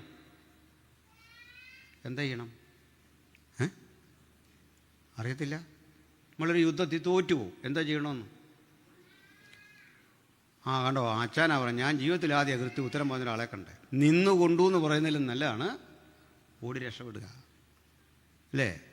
അയാൾ ഓടി രക്ഷപ്പെട്ടില്ല, കോംപ്രമൈസിനും പോയില്ല. ചെയ്തൊരൊറ്റ കാര്യം, അവൻ ഇങ്ങോട്ട് വരും മുമ്പ് ഞാൻ അവൻ്റെ രാജ്യത്തിലേക്ക് ഇരച്ച് കയറി അവിടെ പൊരുതി മരിക്കും. ഇസ്രായേൽ പലപ്പോഴും എടുത്തൊരു യുദ്ധ തന്ത്രം അതാണ്. 3 രാജ്യങ്ങൾ ഒരുമിച്ചവരെ ആക്രമിക്കാൻ തയ്യാറെടുത്തു, ഒരു രക്ഷയില്ല, പരാജയം ഉറപ്പിച്ചു. 6 days വാറിൽ, 6 ദിന യുദ്ധത്തിൽ. പക്ഷേ ഇസ്രായേൽ ചെയ്തതെന്താ? ഈജിപ്തിൻ്റെ, സിറിയയുടെ, യോർദാൻ്റെ എയർബേസുകളെല്ലാം അടിച്ചങ്ങ് തകർത്തു. അവരുടെ റൺവേ എല്ലാം കൂടെ തകർത്തു. തിരിച്ചവിടെ ചെന്ന് ഫ്ലൈറ്റ് ഇറങ്ങാൻ സ്ഥലമില്ല, എവിടെ കൊണ്ടിത് വെക്കുമെന്നറിയില്ല. അപ്പോൾ അങ്ങനെയാണ് ആ യുദ്ധത്തിൽ മേൽക്കൈ കിട്ടുന്നത്. എന്ന് പറഞ്ഞ പോലെ സൈറസ് ചിന്തിച്ചു, അവരിങ്ങോട്ട് യുദ്ധത്തിന് വരും മുമ്പ് ഞാൻ അവൻ്റെ രാജ്യത്തിലേക്ക് ഇരമ്പിക്കയറി പൊരുതി മരിക്കും. ഇതിനു വേണ്ടി ഏറ്റവും വിശ്വസ്തരെയൊക്കെ ഇരുത്തി യുദ്ധതന്ത്രങ്ങൾ ചർച്ച ചെയ്യുക. പെട്ടെന്നൊരു വിശിഷ്ടാതിഥി വന്നു എന്ന് കേട്ടു. ചെല്ലുമ്പോൾ ആരാണെന്ന് അറിയണ്ടേ? ഇദ്ദേഹത്തിൻ്റെ അമ്മാവിയപ്പനാണ്. ആളിനെ നിങ്ങളറിയും. നമ്മൾ മീഡുകളെന്ന് ചരിത്രത്തിൽ വിളിക്കുന്ന മേദ്യരുടെ ചക്രവർത്തിയായ ദാരിയൂസാണ്. ദാര്യാവേശ് ചോദിച്ചു, കുഞ്ഞെ ഇയാൾ യുദ്ധത്തിന് പോകുന്നു കേട്ടു. നേരാണ്, വേറെ ഗതിയില്ല. 87 അടി കനവും 100 അടി ഉയരവും 14.5 മൈൽ വീതിയും 14.5 മൈൽ നീളവുമുള്ള അവൻ്റെ രാഷ്ട്ര തലസ്ഥാനത്തിലേക്ക് കടന്നുപോയ ഒരുത്തനും ജീവനോടെ വന്ന പതിവില്ല. സദാ അടഞ്ഞു കിടക്കുകയാണ് 100 വാതിൽ. പ്രധാന പ്രവേശന കവാടം വല്ലപ്പോഴുമേ തുറക്കൂ. ഒരു രോമത്തിന് മുന്നം തെറ്റാത്ത വില്ലാളി വീരന്മാരായ പടയാളികൾ, കുറ്റമറ്റ ചാരപ്പടകൾ, അങ്ങനെ എണ്ണം പറഞ്ഞ് നിങ്ങളെ തോൽപ്പിക്കാൻ കഴിയും വിധം പ്രാഗൽഭ്യമുള്ള ആളുകളത്. നീ അവിടേക്ക് പ്രഭു പോകാതെ വയ്യ, പോയേ പറ്റൂ. ഈ നാട് അപമാനിക്കപ്പെടും മുമ്പ്, സ്ത്രീകളും കുട്ടികളും യുദ്ധമുതലുകളായി വിൽക്കപ്പെടും മുമ്പ് പൊരുതി പരമാവധി നാശം വിതച്ച് പറ്റുമെങ്കിൽ അവനെ തോൽപ്പിക്കണം. ഇത് കേട്ട് കോരശിൻ്റെ അമ്മാവിയപ്പൻ ദാര്യാവേശി പറഞ്ഞു, മകനെ, നീ തോക്കത്തൊന്നുമില്ല, നീയേ ജയിക്കൂ, ജയം നിനക്കൊപ്പാ. അതെന്താ? ഞാനും എൻ്റെ സേനയും നിൻ്റെ കൂടെ വരും. എന്തിനാ? നാം ഒരുമിച്ചവനെ തോൽപ്പിക്കും. പിതാവേ, ഈ രാജ്യം അനാഥമാകല്ല്. ഞാൻ യുദ്ധത്തിന് പോകുമ്പോൾ അങ്ങയുടെ മകളും ഈ രാഷ്ട്രവും പ്രജകളെയൊക്കെ നോക്കാൻ അങ്ങ് ഇതിൻ്റെ ഉത്തരവാദിത്വം ഏൽക്കണം. അപ്പോൾ അപ്പൻ പറഞ്ഞു, മകനെ, ഒരു ഈച്ചയും പറന്നു കയറാത്ത സുരക്ഷിതത്വമുള്ള അവൻ്റെ കോട്ടയുണ്ടല്ലോ, ചിട്ടയുള്ള പട്ടാളമുണ്ടല്ലോ, കരുത്തരായ സൈനികരുണ്ടല്ലോ, കുശാഗ്ര ബുദ്ധിയായ വില്ലാളി വീരന്മാരുണ്ടല്ലോ, അവരെയൊക്കെ തോൽപ്പിച്ചുകൊണ്ട്, അവരെയൊക്കെ അമ്പരപ്പിക്കുന്ന ഷോക്ക് കൊടുത്തുകൊണ്ട് ആ രാജ്യം പിടിച്ചെടുക്കാനുള്ള തന്ത്രം മെനഞ്ഞിട്ടാണ് ഞാൻ ഇതുവഴി വരുന്നത്. അവൻ്റെ രാജ്യത്തിനകത്തേക്ക് കിടക്കാൻ ഒരു രഹസ്യ വഴി, ആ വഴിയിലൂടെ എൻ്റെ പടയാളികൾ അകത്ത് കടന്നു. വേഷം മാറി ഒട്ടകപ്പുറത്തും കഴുതപ്പുറത്തുമൊക്കെ ആയുധം വച്ച് കിട്ടി സുഗന്ധവസ്തുക്കൾ വിൽക്കുന്ന വ്യാപാരികളുടെ വേഷത്തിൽ അവരകത്ത് കടന്നു കഴിഞ്ഞു. ഒരു വിസിൽ മുഴങ്ങേണ്ട താമസം അടി അങ്ങ് തുടങ്ങുക. അയാൾ അമ്പരന്ന് പോയി. ഈ അപ്പച്ചൻ്റെ ബുദ്ധി കണ്ടോ? കല്യാണം കഴിക്കാത്ത പിള്ളേരുണ്ട്, മനസ്സിലാക്കിക്കൊള്ളണം മക്കളെ. പെണ്ണ് കെട്ടുകയാണ് ഇങ്ങനെയുള്ള സ്ഥലത്തുനിന്ന് കെട്ടണം. മനസ്സിലായോ? കണ്ടോ? ചിലരുടെ മുഖത്തൊന്നും ഒരു സന്തോഷമില്ല. ആ പറ്റിയതൊക്കെ പറ്റി പോട്ടെ, പിള്ളേരോട് പറഞ്ഞാൽ ഇയാളിത് കേട്ട് അമ്പരന്ന്, ഇത് എന്താ സംഭവം എന്നറിയാൻ.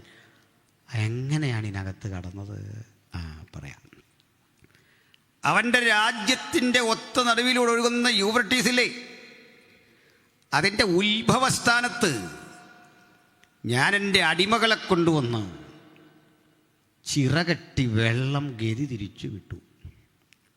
ഉണങ്ങിയ നിലം സംജാതമാക്കി.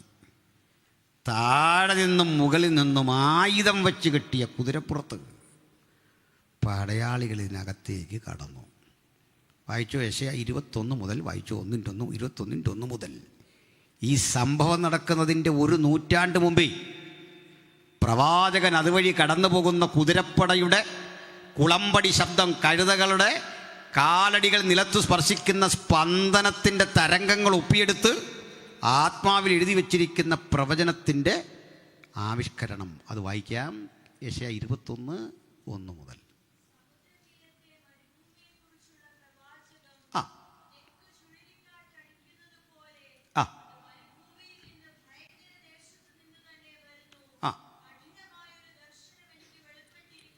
തൽക്കാലം ഇതൊന്ന് നോട്ട് ചെയ്യുക. നമുക്ക് അല്പം കഴിഞ്ഞതിലേക്ക് വരണം.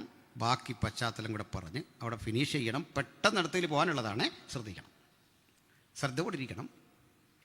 മതി, ഞാൻ പറയാം. വായിക്കാതെ ഇവിടെ കോരശ് യുദ്ധത്തിനു വേണ്ടി ചെല്ലുമ്പോൾ കാണുന്നത് 101 വാതിലുകളും മലർക്ക തുറന്നു കിടക്കുന്നു. കൂടെയുള്ള സൈനികൻ പറഞ്ഞു, പ്രഭു, നമ്മൾ അകത്ത് കിടക്കും, ഇയാൾ കഥ കടയ്ക്കും, അകത്ത് നമ്മൾ ശ്വാസം മുട്ടും, മരിക്കും, പുറത്ത് വിടാതെ വീട്ടും. കോരശ് പറഞ്ഞു, ഞാനേ ജയിക്കാൻ വന്നല്ല, പൊരുതാൻ വന്ന. മരണം വിഷയമല്ല, പേടിയുണ്ടേ പൊക്കോ. കോരശ് അങ്ങോട്ട് ഇരമ്പിക്കയറിച്ചില്ലേ. താടി നീട്ടി വളർത്തിയ, പ്രായാധിക്യം കൊണ്ട് വിറയ്ക്കുന്ന ഒരു പറ്റം റബിമാർ അദ്ദേഹത്തിൻ്റെ മുമ്പിൽ വന്നെന്ന. അങ്ങയുടെ പേര് കോരശ് എന്നല്ലേ? അങ്ങ് പേർഷ്യൻ ചക്രവർത്തിയല്ലേ? അങ്ങയ്ക്ക് ഈ കോട്ടയ്ക്കുള്ളിലേക്ക് സ്വാഗതം. നിങ്ങളാരാ? ശത്രുവിൻ്റെ കോട്ടയിലേക്ക് എന്നെ ക്ഷണിക്കുന്ന നിങ്ങളാരാ?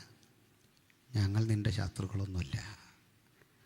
അങ്ങൊരു ദിവസം ഇതുവഴി വരുമെന്നും ഈ കോട്ടയ്ക്കകത്ത് അകപ്പെട്ടു പോയ ഞങ്ങളെ രക്ഷിച്ച് ഞങ്ങളുടെ വാഗ്ദത്ത ഭൂമിയിൽ തിരിച്ചു വിടുമെന്നും താങ്കൾ ജനിക്കുന്നതിൻ്റെ 1 നൂറ്റാണ്ട് മുമ്പ് താങ്കളെക്കുറിച്ച് എഴുതി വെച്ച പുസ്തക ചുരുൾ വായിച്ച് നിന്റെ വരവും കാത്തിരിക്കുന്ന ഒരു പറ്റ യഹൂദ റബിമാരാണ് ഞങ്ങൾ. ഇത് യഹോവയുണ്ടാക്കിയ ദിവസം. ഇന്ന് നാം സന്തോഷിച്ചാനന്ദിക്കുക. കോരശ് കുതിരപ്പുറത്ത് നിലത്ത് ചാടി തന്നെക്കുറിച്ച് 100 കൊല്ലം മുമ്പ് എഴുതിയതെന്തോ ഒന്ന് വായിക്കൂ എന്ന് പറഞ്ഞപ്പോൾ ഒരു യഹൂദ അറബി പുസ്തകച്ചുൾ തുറന്ന് വായിച്ച ഭാഗങ്ങൾ നമുക്കൊന്ന് വായിച്ചിട്ട് ഈ ഭാഗത്തേക്ക് വരാം. ഇത് കളയരുത്. യെശയ്യാ 45:1 മുതൽ ശ്രദ്ധിക്കണം. ഇത് ആരംഭിക്കുന്നത് തന്നെ കോരേശിനെ വിളിച്ചുകൊണ്ടാണ്. കോരേശ് എന്ന് യെശയ്യാ പ്രവാചകൻ കോരേശിൻ്റെ പേർ ചൊല്ലി വിളിക്കുമ്പോൾ കോരേശ് ജനിച്ചിട്ടില്ല. 1 നൂറ്റാണ്ട് മുമ്പ് അതിനുശേഷം ജനിക്കാനിരിക്കുന്നവൻ്റെ പേര് മുൻകൂട്ടി വിളിക്കാൻ കെൽപ്പുള്ള പുസ്തകമാണ് വിശുദ്ധ ബൈബിൾ. ഹല്ലേലൂയ. ജനിക്കാനിരിക്കുന്ന തലമുറയുടെ പേര് കൃത്യം വിളിക്കാൻ കഴിയുന്ന ഒരൊറ്റ പുസ്തകമേ ലോകത്തുള്ളൂ. അതാണ് വിശുദ്ധ ബൈബിൾ. അതും ലോകം ശ്രദ്ധിക്കുന്ന ഒരു മഹാരാജാവിൻ്റെ പേര് മുൻകൂട്ടി വിളിക്കുക. വായിക്കാം. കഴിഞ്ഞ അധ്യായത്തിൻ്റെ അവസാന വാക്യം തീരുന്നത് കോരേശ് നീ എൻ്റെ ഇടയനാണ്, നീ എൻ്റെ ഹിതമൊക്കെ നിവർത്തിക്കും. പിന്നെ പിന്നെ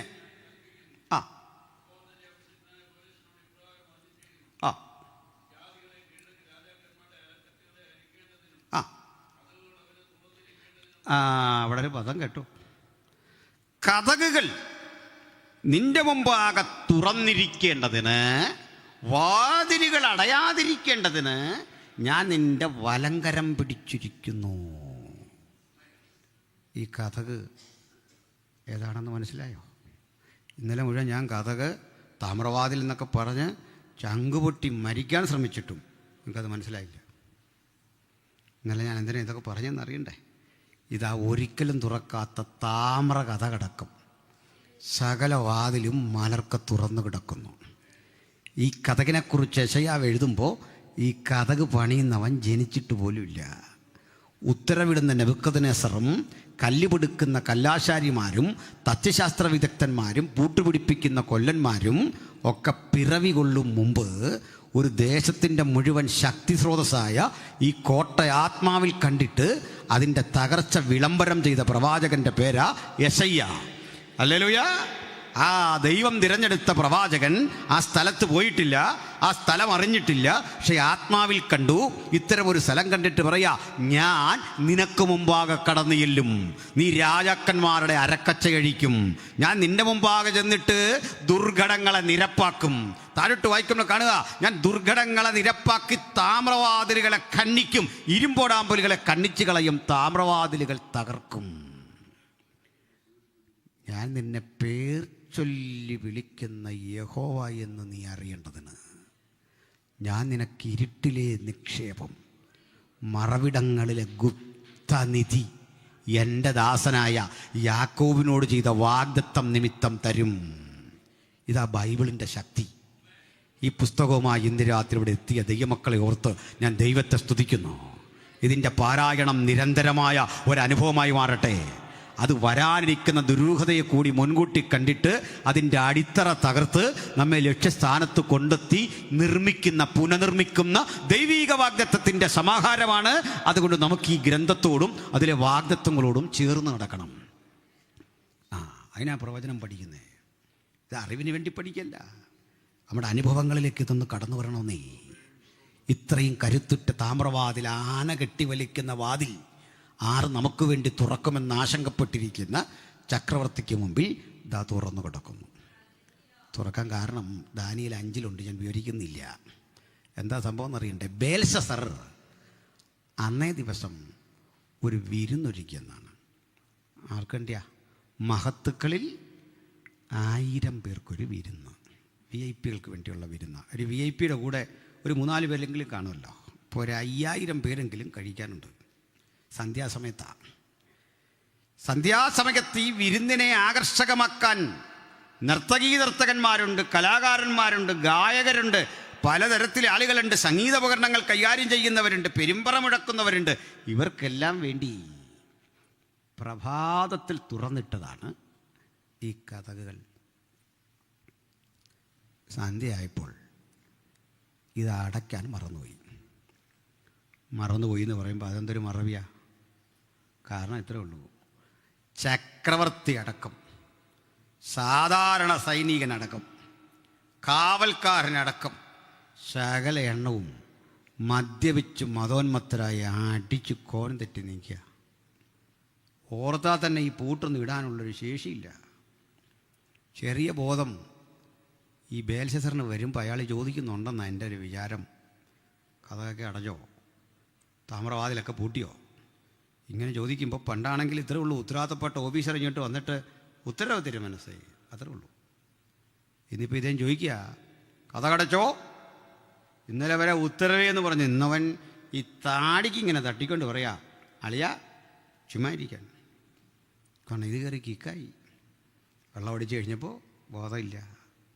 ഇതും പ്രവാചകൻ കണ്ടു, മുഴുവൻ കണ്ട. അതിനു മുമ്പ് ദൈവത്തിൻ്റെ പണിയുണ്ട്.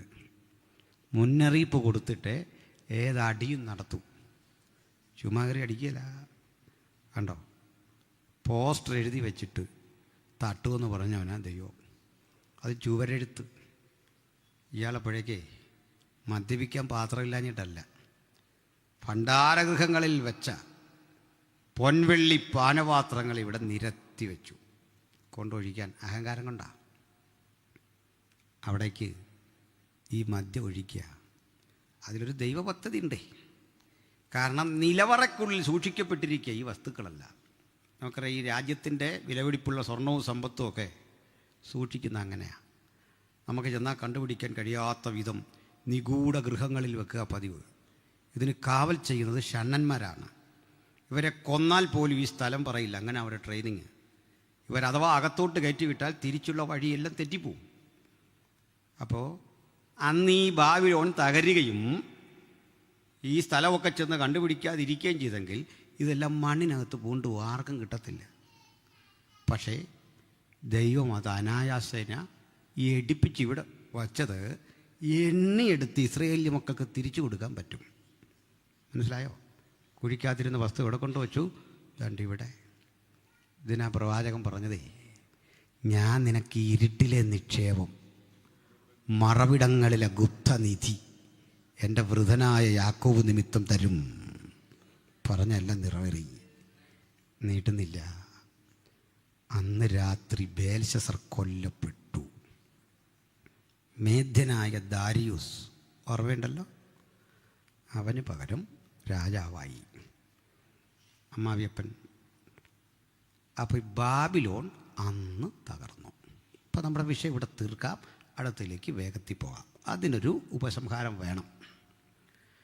ബാബിലോൺ തകർന്നുവെന്ന് പറഞ്ഞാൽ പോരാ, നിശേഷം തകർന്നു. തകർന്നു കിടക്കുന്ന ബാബിലോണ് അവശിഷ്ടങ്ങൾ ഇന്നും അവിടെ ഉണ്ട്. നമുക്ക് നേരെ അവിടെ പോകാൻ ഇന്ത്യൻ പാസ്പോർട്ട് വെച്ച് പോകാൻ പറ്റില്ല. ദുബൈയിലോ കുവൈറ്റിലോ ഒക്കെ ജോലി ഉണ്ടെങ്കിൽ മിഡിൽ ഈസ്റ്റിൽ ഏതെങ്കിലും ഒരു രാജ്യത്ത് നിന്ന് പോകാം. അല്ലെങ്കിൽ സുവിശേഷം അറിയിക്കാൻ താല്പര്യമുള്ളവർ ഉണ്ടെങ്കിൽ അവിടെ പോകാൻ നമുക്ക് കുറേ വഴികളുണ്ട്. കുർദിസ്ഥാനുണ്ട് അവിടെ. കുർദുകൾ ക്രൈസ്തവരാണ്. അവർക്കിടയിൽ പ്രവർത്തിക്കാനാണ് എന്ന രൂപേണ നമ്മുടെ നാട്ടിൽ നിന്നൊക്കെ ആളുകൾ പോകുന്നുണ്ട്. അപ്പോൾ ഏതായാലും അവസരം ഉണ്ടെങ്കിൽ നിങ്ങളൊന്ന് പോകണം, ഒരു കാഴ്ച കാണാം. ഈ പഴയ ബാബിലോൺ സിറ്റി ഇരുന്ന സ്ഥലത്ത് ഒരു റെയിൽവേ സ്റ്റേഷനുണ്ട്. ഒരു പഞ്ഞം പിടിച്ച റെയിൽവേ സ്റ്റേഷൻ, നമ്മളെ ചിങ്ങവനം റെയിൽവേ സ്റ്റേഷൻ എന്നൊക്കെ പറഞ്ഞ പോലെ. ചിങ്ങവനത്ത് 4 വന്ന പിണങ്ങല്ല്. ഇനി ആ പറഞ്ഞ പ്രയാസമാണെങ്കിൽ ഞാനത് വലിയ റെയിൽവേ സ്റ്റേഷൻ ആക്കിയേക്കാൻ പറഞ്ഞു. വേണോ? വേണ്ട, പോട്ടെ. ഇങ്ങനെ ഇടയ്ക്കൊരു ചെറിയ റെയിൽവേ സ്റ്റേഷൻ കാണുമല്ലോ. അത്യാവശ്യം ഈ ഫുഡ് കോർപ്പറേഷൻ്റെ അരി കൊണ്ട് തട്ടാനും ഒക്കെ വേണ്ടിയുള്ളൊരു ചെറിയ എന്ന് പറഞ്ഞ പോലെ ഒരു ചെറിയ റെയിൽവേ സ്റ്റേഷൻ. അപ്പോൾ അവിടെ 2 പോലീസുകാരും ഒരു സ്റ്റേഷൻ മാസ്റ്ററും ഒരു 8-10 ജീവനക്കാർ കഷ്ടി. എന്നാൽ ഇവിടെ അത്യാവശ്യമില്ല, അത് വലിയ തിരക്കൊന്നുമില്ല. സിറ്റി ഓഫ് ബാബിലോ ഒരു ബോർഡും കാണും. പല ഭാഷയിൽ അറബിയിലും ഇംഗ്ലീഷിലും ഒക്കെ എഴുതിയിട്ടുണ്ട്. നമ്മളവിടെ ചെല്ലുമ്പോഴേ ഗൈഡ് വരും, നമ്മളൊരു ബസ്സിൽ കയറ്റും, നമ്മളിതെല്ലാം കാണിക്കും. സ്ഥലങ്ങളെല്ലാം കണ്ടുകൊണ്ട് വരുമ്പോൾ പണ്ട് ദാനിയിൽ ഒരുക്കിയ സിംഹക്കുഴി പോലെ നിരവധി എണ്ണം ഇതുപോലെ തീച്ചൂളകളുടെ നിർമ്മിതി, അന്നത്തെ കാലത്തെ മനുഷ്യനെ കൊല്ലാൻ ഉപയോഗിക്കുന്ന പലതരം പീഡിത വഴികൾ, മാർഗങ്ങൾ, കുറ്റാക്കുറ്റിരുട്ടിലും കഷ്ടിച്ച് ഇതിനകത്തേക്കൊക്കെ യാത്ര ചെയ്ത് വരുമ്പോൾ ഭയം തോന്നുന്ന വിധത്തിലെ നിഗൂഢ സങ്കേതങ്ങൾ, ഇടിഞ്ഞ് തകർന്നു കിടക്കുന്ന ഈ സ്ഥലങ്ങൾ, പഴയ തൂക്കുവനത്തിൻ്റെ അവശിഷ്ടങ്ങൾ, ആ പടുകുറ്റൻ കോട്ടയുടെ ചിതറിക്കിടക്കുന്ന കല്ലുകൾ ചരിത്രത്തെ അമ്പരപ്പിക്കുന്നൊരു കാഴ്ചയാണ്. അന്ന് കിടന്ന സാധനം ഇന്ന് വരെ പണിയാൻ പറ്റിയിട്ടില്ല. ഇന്ന് ഈ നാഴിക വരെ പണിയിട്ടില്ല. ഏറ്റവും ഒടുവിൽ ഇതൊന്ന് പുനർനിർമ്മിക്കാൻ പദ്ധതിയിട്ട ആളാണ് സദ്ദാം. സദ്ദാമിനെ അമേരിക്ക പിന്തുണയ്ക്കുന്ന 80കൾ. $100 ആസ്തിയുണ്ട്, അമേരിക്കയുടെ പിന്തുണയുണ്ട്, വിദഗ്ധരായ 100 ആർക്കിടെക്ചേഴ്സിനെ ലോകത്തിൻ്റെ പല ഭാഗങ്ങളെടുത്ത് 3 പേർ മലയാളികളായിരുന്ന ഇത് പുനർനിർമ്മിക്കാൻ പദ്ധതിയിട്ടു. സദ്ദാമിനും പണിയാൻ പറ്റില്ല. എന്തായിരിക്കും കാരണം?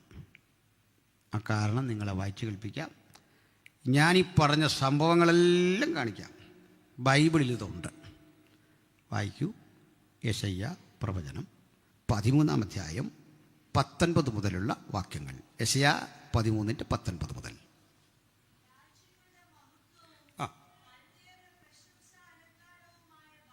രാജ്യങ്ങളുടെ മഹത്വവും കൽദയരുടെ പ്രശംസാലങ്കാരവുമായ ബാബേൽ,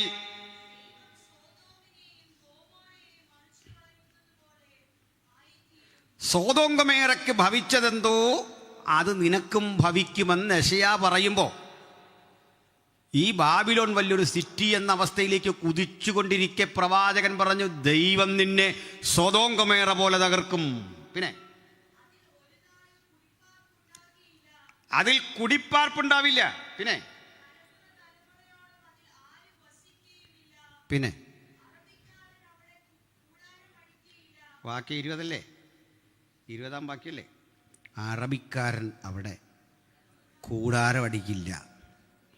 എനിക്ക് അതുകൊണ്ട് അത് പണിയാത്ത അറാബ്സിന് അവിടെ ഒരു സെറ്റിൽമെൻ്റ് നടത്താൻ പറ്റില്ല.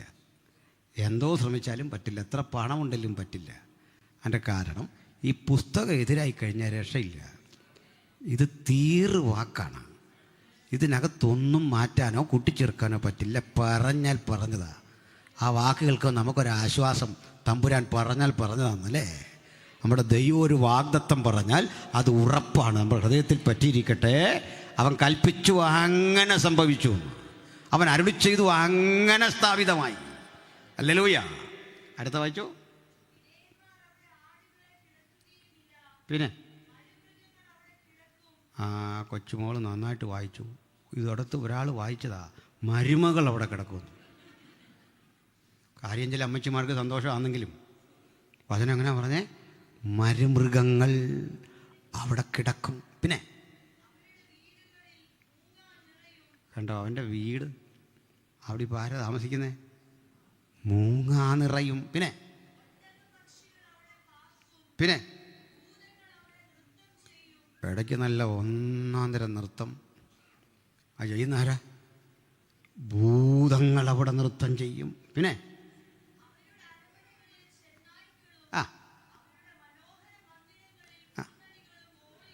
കുറുനരികൾ ഓലിയിടും. കേൾക്ക്, ഇന്നവിടെ ചെന്നാൽ ചിതറി ഓടി നടക്കുന്ന ഒട്ടകപ്പക്ഷികളെ ഇപ്പോൾ കാണാതെ വഴി. ഹല്ലേലൂയ. നമ്മളിത് കാണാനൊക്കെ നിന്നാൽ നമ്മുടെ സമയം ഒരു 4 മണിയുടെ ഒക്കെ പ്രതീതി വരുന്ന സമയത്ത് അവിടെ ഒരു 6 മണിയുടെ പ്രതീതിയാണ്. ഈ ഗൈഡ് പെട്ടെന്ന് നമ്മളെ തിരിച്ചു കയറ്റും വണ്ടി. എന്നിട്ട് പറയും, വണ്ടിയുടെ ഗ്ലാസ് തുറക്കരുത്, ഷട്ടർ ഗ്ലാസ് വഴി മാത്രം പുറം ലോകത്തേക്ക് നോക്കണം, കാരണം നിങ്ങളുടെ സാധന സാമഗ്രികൾ കുറുക്കന്മാർ നശിപ്പിക്കും, കടവാതിലുകൾ ചിറകടിച്ച് കയറും, ഇതൊക്കെ പറയും. ഞാനിത് പെരുമ്പാവൂരിലെ പബ്ലിക് സ്റ്റേഡിയത്തിൽ ഒരു 4 രാത്രി വെളിപ്പാട് ദാനിയേലൊക്കെ പ്രസംഗിക്കുകയാണ്. 2-ാം ദിവസം രാത്രിയാണ് ഇത് വന്നത്.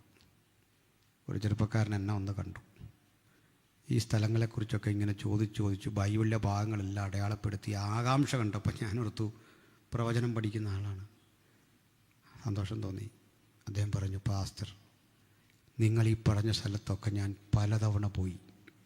ഇതിനാണെന്നറിയണ്ടേ? സദ്ദാം ഹുസൈൻ എവിടെയോ ഒളിച്ചിരിപ്പുണ്ട് എന്ന് കരുതി അദ്ദേഹത്തെ പിടിക്കാൻ അമേരിക്ക നിയോഗിച്ച രഹസ്യ പോലീസിനെ സഹായിക്കലായിരുന്നു ഞങ്ങളുടെ ജോലി.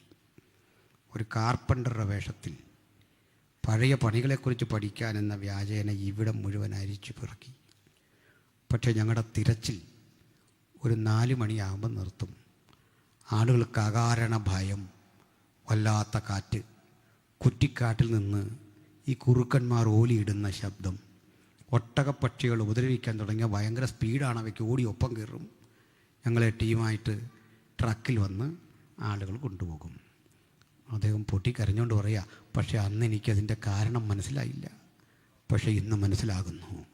ദൈവിക പ്രവചനത്തിൻ്റെ ആക്കവും തൂക്കവും അതിൻ്റെ വലിപ്പവും എത്ര വലുത്. തമ്പുരാൻ പറഞ്ഞതെന്തോ അതൊക്കെ സംഭവിച്ച് ചരിത്രത്തിലത് കിടക്കുക. ഒരു നിരീശ്വരനോ അവിശ്വാസിയോ ബൈബിൾ സത്യമാണോ എന്ന് ചോദിച്ചാൽ നിങ്ങൾ അവനെ ചൂണ്ടിക്കാണിക്കേണ്ട സ്ഥലവാ, നീ ബാബിലോണിലേക്ക് നോക്ക്, നീ കാപർന്നഭൂമിയിലേക്ക് നോക്ക്. കാരണം അതിന് ചുറ്റുമുള്ള സകല പട്ടണങ്ങളും വീണ്ടും പഴയ പ്രതാപത്തിലെത്തി. ഇസ്രായേലിൽ പോയവർക്കറിയാം, നായിൻ പട്ടണം, ബേത്ലഹേം, പിന്നിങ്ങോട്ട് ഗലീലിയായിലെ പലതരം പട്ടണങ്ങൾ, കാനായുമെല്ലാം കാലാനുസൃതമായി വളർന്നെങ്കിലും കാപർന്നഭൂമി ഇന്നും തകർന്നു കിടപ്പുണ്ട്. കാരണം യേശു പ്രവചിച്ചു, നീയോ കാപർന്നഭൂമി സ്വർഗത്തോളം ഉയർന്നിരിക്കുമോ. തകർത്ത് യേശുവിൻ്റെ വാക്ക് തരിപ്പണമാക്കിയ ആ കാപർന്നഭൂമിനെ പുനർനിർമ്മിക്കാൻ ആർക്കും സാധിച്ചില്ല. അതാ ദൈവവചനത്തിൻ്റെ ശക്തിയെങ്കിൽ അതിലൊരു വാഗ്ദത്വം നമുക്കിന്ന് കിട്ടിയാൽ മതി, നമ്മൾ രക്ഷപ്പെട്ടു. അതിനുവേണ്ടിയാണ് നമ്മൾ ഉപവസിക്കുന്നത്, അതിനുവേണ്ടിയാണ് പ്രാർത്ഥിക്കുന്നത്. പകലും രാത്രിയും ഒക്കെ പ്രാർത്ഥിക്കുമ്പോൾ ദൈവം നമ്മുടെ കൂടെ ഉണ്ടെന്നുള്ള ആ ഉറപ്പും ബലവും ഒന്ന് പ്രാപിച്ചാൽ നമ്മൾ അതിജീവിക്കുകയാണ്. ഹല്ലേലൂയ. കാര്യം മനസ്സിലായി എന്ന് കരുതുന്നു. നമ്മുടെ പ്രശ്നം ഇതല്ല കേട്ടോ. അന്ന് തകർന്ന ആ ബാബിലോൺ പണിതില്ലെന്നുള്ള സത്യം. പക്ഷെ വെളിപ്പാട് 18:21 വരുമ്പോൾ പറയാ, ഇങ്ങനെ ബാബിലോണിനെ നശിപ്പിക്കും. ആ ദിവസം വായിച്ചു ഓർക്കുന്നുണ്ടോ? അപ്പം സ്വാഭാവികമായി നിങ്ങളിൽ നിന്ന് ഉയരേണ്ട ഒരു സംശയം ഞാൻ അങ്ങ് ആവർത്തിക്കാം.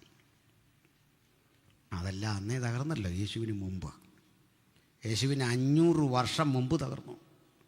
അന്നേ തകർന്നു. 5 നൂറ്റാണ്ട് മുമ്പേ തകർന്നെങ്കിൽ വരാനിരിക്കുന്ന ലോകത്ത് അന്ന് തകർന്ന് കിടക്കുന്നത് വീണ്ടും എങ്ങനെ തകരുന്നേ? അപ്പോൾ എന്താ വെളിപ്പാട് പുസ്തകക്കാരൻ AD 95 ആ പ്രവചനം നടത്തിയതിൻ്റെ ലക്ഷ്യമെന്താ? കാരണം ഇന്ന് ബാബിലോണില്ല, അറബിക്കാരന് കൂടാരമടിക്കയില്ല, സോദോം ഗൊമോറയ്ക്ക് തത്തുല്യമായി അത് തകർന്നു. അവിടെ ഇനി ഒരു നാളും കുടിപ്പാർപ്പുണ്ടാവില്ല. ദെൻ എങ്ങനെയാണ് ബാബിലോൺ എന്ന മഹാനഗരം വീണ്ടും ചരിത്രത്തിൽ പ്രസക്തമാകുന്നത്? അറിയണ്ടേ? എന്താ പറയുന്നു? അപ്പം അതുകൂടി പറയാം, അവിടെ നമുക്ക് തീർക്കാം. സന്തോഷമാണോ? മനസ്സിലാവുന്നുണ്ട്? സ്തോത്രം. വിശുദ്ധ ബൈബിൾ ഈ രാഷ്ട്രത്തിൻ്റെ മറ്റൊരു രൂപത്തിലെ തിരിച്ചുവരവ് പ്രവചിക്കുന്നു. ആ തിരിച്ചുവരവ് അക്ഷരാർത്ഥത്തിൽ പഴയ ബാബിലോണോ പഴയ സംസ്കാരമോ പഴയ രീതിയോ വരുമെന്നല്ല. ലോകത്തെ അമ്പരപ്പിക്കുന്ന, അത്ഭുതപ്പെടുത്തുന്ന ഒരു വാണിജ്യ വ്യവസ്ഥിതി ആധുനിക ഇറാഖിനെ കേന്ദ്രീകരിച്ച് രൂപപ്പെടാൻ പോകുന്നു. എല്ലാത്തരം വസ്തുവകകളുടെയും ഒരു സവിശേഷത അർഹിക്കുന്ന വിപണി, ലോകത്തിലെ സകല ജാതികളും നിന്റെ ക്ഷുദ്രത്താൽ മയങ്ങി എന്ന് പറയുമാറ് നമ്മൾ വികസനം എന്നൊക്കെ പറയുന്ന ആ സങ്കല്പങ്ങളെ സാധൂകരിക്കുന്ന തരത്തിലെ ഒരു നവീനമായ സൃഷ്ടി, ഒരു നഗര നിർമ്മാണം വീണ്ടും ഇറാഖ് കേന്ദ്രീകരിച്ചു വരികയും എതിർ ക്രിസ്തു എന്ന് നമ്മൾ വിളിക്കുന്ന ഒരേകാധിപതിയുടെ നിയന്ത്രണത്തിൽ എല്ലാത്തരം ഉൽപ്പന്നങ്ങളും വിറ്റഴിക്കുകയും വാങ്ങുകയും അതിന് 666 എന്നറിയപ്പെടുന്ന ഒരു മാന്ത്രിക സംഖ്യ പ്രയോജനപ്പെടുകയും ഡിജിറ്റൽ യുഗത്തിലെ എല്ലാത്തരം വ്യവഹാരങ്ങൾക്കും അത് ആധാരമായിരിക്കുകയും ചെയ്യത്തക്ക വിധത്തിൽ ഒരു ഡിജിറ്റൽ നഗരി, ഒരു കൊമേഴ്സ്യൽ സിറ്റി, ഒരു വാണിജ്യ നഗരി അവിടം കേന്ദ്രീകരിച്ചുണ്ടാകുകയും ലോകത്തിൻ്റെ എല്ലാ ഇടങ്ങളിലേക്കും അത് ഇടനാഴികൾ തുറന്നുകൊണ്ട്, കോറിഡോറുകൾ തുറന്നുകൊണ്ട് ഉൽപ്പന്നങ്ങൾ വീട്ടിലെത്തിക്കുന്ന ഒരു പരിതസ്ഥിതി സംജാതമാവുകയും ചെയ്യാൻ പോകുന്നു. മനസ്സിലായോ? അത് അതിന് തെളിവൊക്കെ തരാം. ഇന്നിപ്പോൾ ലോകത്ത് ഏറ്റവും നല്ല റോഡുകൾ എന്നൊരു സങ്കല്പം വരിക. വർഷങ്ങൾക്കപ്പുറത്ത് ഇത്തരം ഒരു റോഡ് ഒരു 10 കൊല്ലം മുമ്പുള്ള, 15 കൊല്ലം മുമ്പുള്ള എൻ്റെ ചില പ്രസംഗങ്ങളിൽ ഞാൻ പരാമർശിച്ചിട്ടുണ്ട്. യൂട്യൂബിൽ കാണാം. ഞാൻ ഒന്നാമത് ഏറ്റവും ഇഷ്ടം എനിക്ക് ഗോസ്പൽ പറയാനാണ്. ആവശ്യപ്പെടുന്ന ഇടത്തെ ഈ എസ്കറ്റോളജി പറയൂ, സമയവും വേണം. പക്ഷെ അതിൽ ചിലതൊക്കെ യൂട്യൂബിൽ കിടപ്പുണ്ട്. അത് ഈ എക്സ്പ്രസ് ഹൈവേ എന്നൊക്കെ പറയുന്ന ആശയത്തിനെതിരെ മാതൃഭൂമി പത്രവും മറ്റു ചില ഇടത് സംഘടനകളുമൊക്കെ സമരം ചെയ്യുന്ന കാലമാണ്. ഇത് കേരളത്തെ 2ആയി മുറിക്കും എന്നൊക്കെ പറഞ്ഞു. പക്ഷെ ഞാൻ അന്ന് പറഞ്ഞു, ഇത്തരം റോഡുകൾ വരും, എക്സ്പ്രസ് ഹൈവേകൾ വരും. ഈ ഹൈവേകൾ എന്തിനാണ് വരുന്നത്? നമ്മൾ കന്യാകുമാരിയിൽ പണി ആരംഭിച്ച ഹൈവേ അങ്ങ് കാസർഗോഡ് വരെ ചെന്നാൽ സ്റ്റേറ്റ് ഹൈവേ ആകുള്ളൂ തത്വത്തിൽ, നാഷണൽ ആണെങ്കിലും ഉപയോഗം അവിടെ കൊണ്ട് തീരില്ല. റോഡ് നേരെ കർണാടക കിടക്കും, മഹാരാഷ്ട്രയും രാജസ്ഥാനും കിടക്കും. ആ റോഡ് ചെന്നെത്തി നിൽക്കുന്ന മുനമ്പം കാശ്മീരാണ്. അതേസമയം ലാഹോറിൽ നിന്ന് ഇങ്ങോട്ടൊരു വഴി നേരെ കിടപ്പുണ്ട്, ഒരു അതിവേഗ കോറിഡോർ കിടപ്പുണ്ട്. റോഡുകൾ അങ്ങനെയാണ്. ഇനി ആ കാശ്മീർ കടന്ന് ഈ വഴി നിങ്ങൾ മനസ്സുകൊണ്ടൊന്ന് വെട്ടിക്ക്. ഇതിങ്ങനെ പോകുന്ന വഴിക്ക് മിഡിൽ ഈസ്റ്റിലൂടെ ഈ പാത പോയാൽ ആ പാത പോകുന്നതിൽ ഏറ്റവും വികാസം പ്രാപിക്കാനിരിക്കുന്ന സ്ഥലം ഇറാഖ്. മനസ്സിലായോ? ഞാൻ അന്ന് പറഞ്ഞ് കിടപ്പുണ്ട്. ഇതൊക്കെ എന്തിനാണെന്നോ പറയാം. ഞാനിത് പ്രസംഗിച്ച് 2010 ജനുവരി മാസം 2-ാം തീയതി ട്രിവാൻഡ്രത്ത് ഒരു യോഗം കഴിഞ്ഞ് വീട്ടിൽ വന്ന് രാവിലെ ഉണർന്നു. അപ്പോൾ എന്നെ കൂട്ടുകാരൻ വിളിച്ചിട്ട് പറഞ്ഞു, ഞങ്ങൾ കഴിഞ്ഞ രാത്രി ആ CD കാണുകയായിരുന്നു. CD ഉള്ള കാലമാണ്. അതിലിങ്ങനെ ചില കാര്യങ്ങൾ പറഞ്ഞത് കേട്ട് ഉറങ്ങി.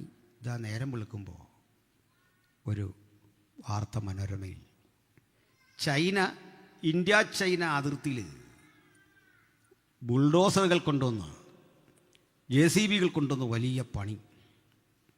നമ്മുടെ ആൻ്റണി സാറാണ് അന്ന് പ്രതിരോധ മന്ത്രി. അദ്ദേഹം വിളിച്ച് പറഞ്ഞു, ഇത് നമ്മുടെ അതിരി മാന്തുകയെന്ന് ഓർത്ത് പറഞ്ഞു, നിങ്ങളീ കാണിക്കുന്നത് ക്രൂരവും പൈശാചികമാണെന്ന് പറഞ്ഞിട്ട് ഫോൺ കട്ട് ചെയ്തു.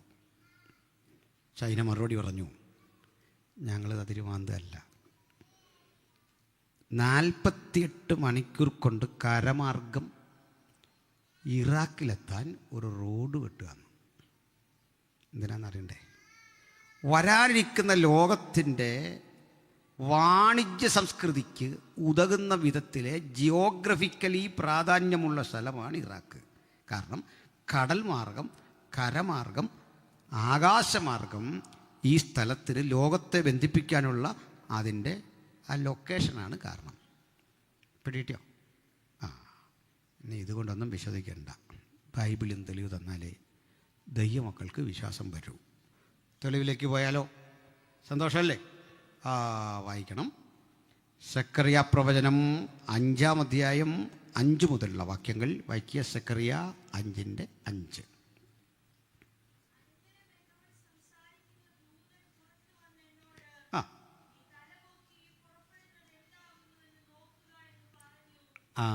ഒരു ദൂതൻ സെക്കറിയ പ്രവാചകനെ ഒരു ദർശനം കാണിക്കുക. എന്നിട്ട് പറഞ്ഞു, നീ ഈ പുറത്തു വന്ന് ഈ പുറപ്പെടുന്നത് എന്താകുന്നു എന്നൊന്ന് കാണ്.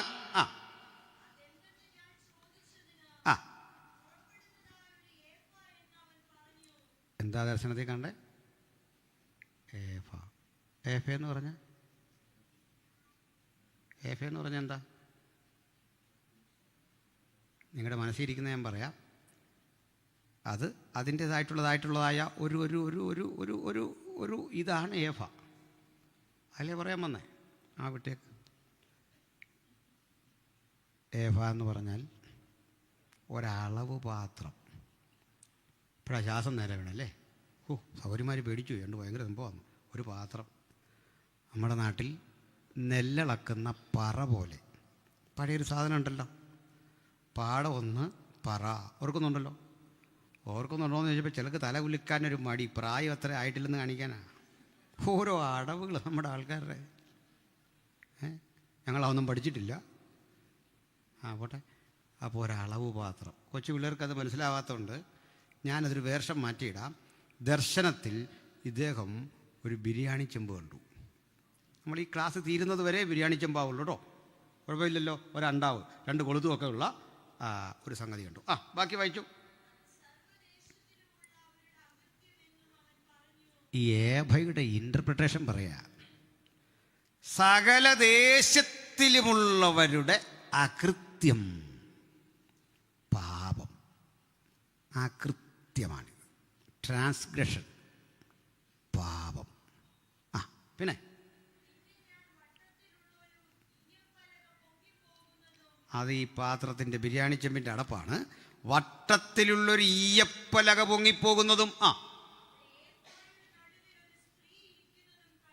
അവിടെ ഏഭയുടെ നടുവിൽ ഒരു സ്ത്രീ എന്നൊക്കെ പറയരുത്, കേസ് വരും. അങ്ങനെ എഴുതിയെങ്കിൽ നമ്മൾ തൽക്കാലം അതിന് ആൻറ്റിന്നോ മാഡമെന്നോ നമുക്കൊരു കാര്യം ചെയ്യാം. നമ്മുടെ ഭാഷയിൽ തന്നെ പോട്ടെ. ഒരമ്മാമേനകത്തിരിക്കുന്നു, പാത്രത്തിലൊരു ആൻറ്റി ഇരിക്കുന്നു. വായിച്ചേ. ഈ ആൻറ്റി ആരാ? ദുഷ്ടത.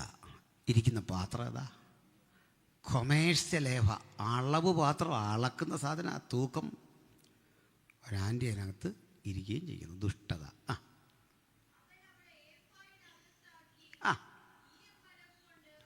ഉണ്ടോ? ദൂതൻ വിവരമുള്ള ഒരാളായിരുന്നു. അയാൾ ഈ സ്ത്രീയെ ഇതിനകത്താക്കി ഈയപ്പലക കൊണ്ട് അടച്ചു.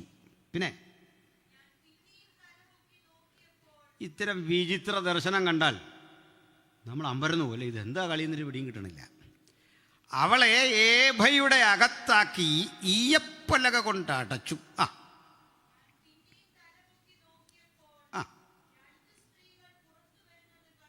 സ്ത്രീ സമാജം ഒന്നും ആയിട്ടില്ല, തുടങ്ങിയിട്ടേ ഉള്ളൂ.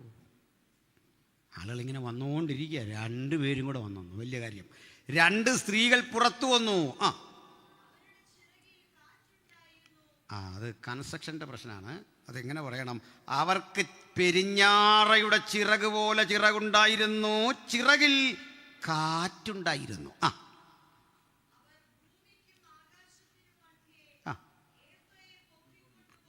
കണ്ടോ? ഈ 2 സ്ത്രീകൾ ചെയ്ത പണി. ഒരു സ്ത്രീ അതിനകത്ത് അടച്ച് 2 സ്ത്രീകൾ പറന്നുപോയി. എനിക്കിതിനകത്ത് ഒരു അവിശ്വാസവും തോന്നുന്നില്ല. ഇതൊക്കെ സംഭവിക്കാം ഇപ്പോൾ വേണേലും. ഒരു വിരോധവും തോന്നിയാൽ ഇങ്ങനെയൊക്കെ അടച്ചുകൊണ്ട് പോകത്തില്ലേ? അപ്പോൾ വിഷയം അതല്ല. സെക്രട്ടറിക്ക് കാര്യം പിടിയിട്ടില്ല. ഇത് എന്തൊക്കെയാ കാണിക്കുന്നൊരു കാര്യം പിടിയിട്ടില്ല. അപ്പോൾ എന്ത് ചെയ്യണം? പറ. ദൂതനോട് ചോദിച്ചു. വായിച്ചു.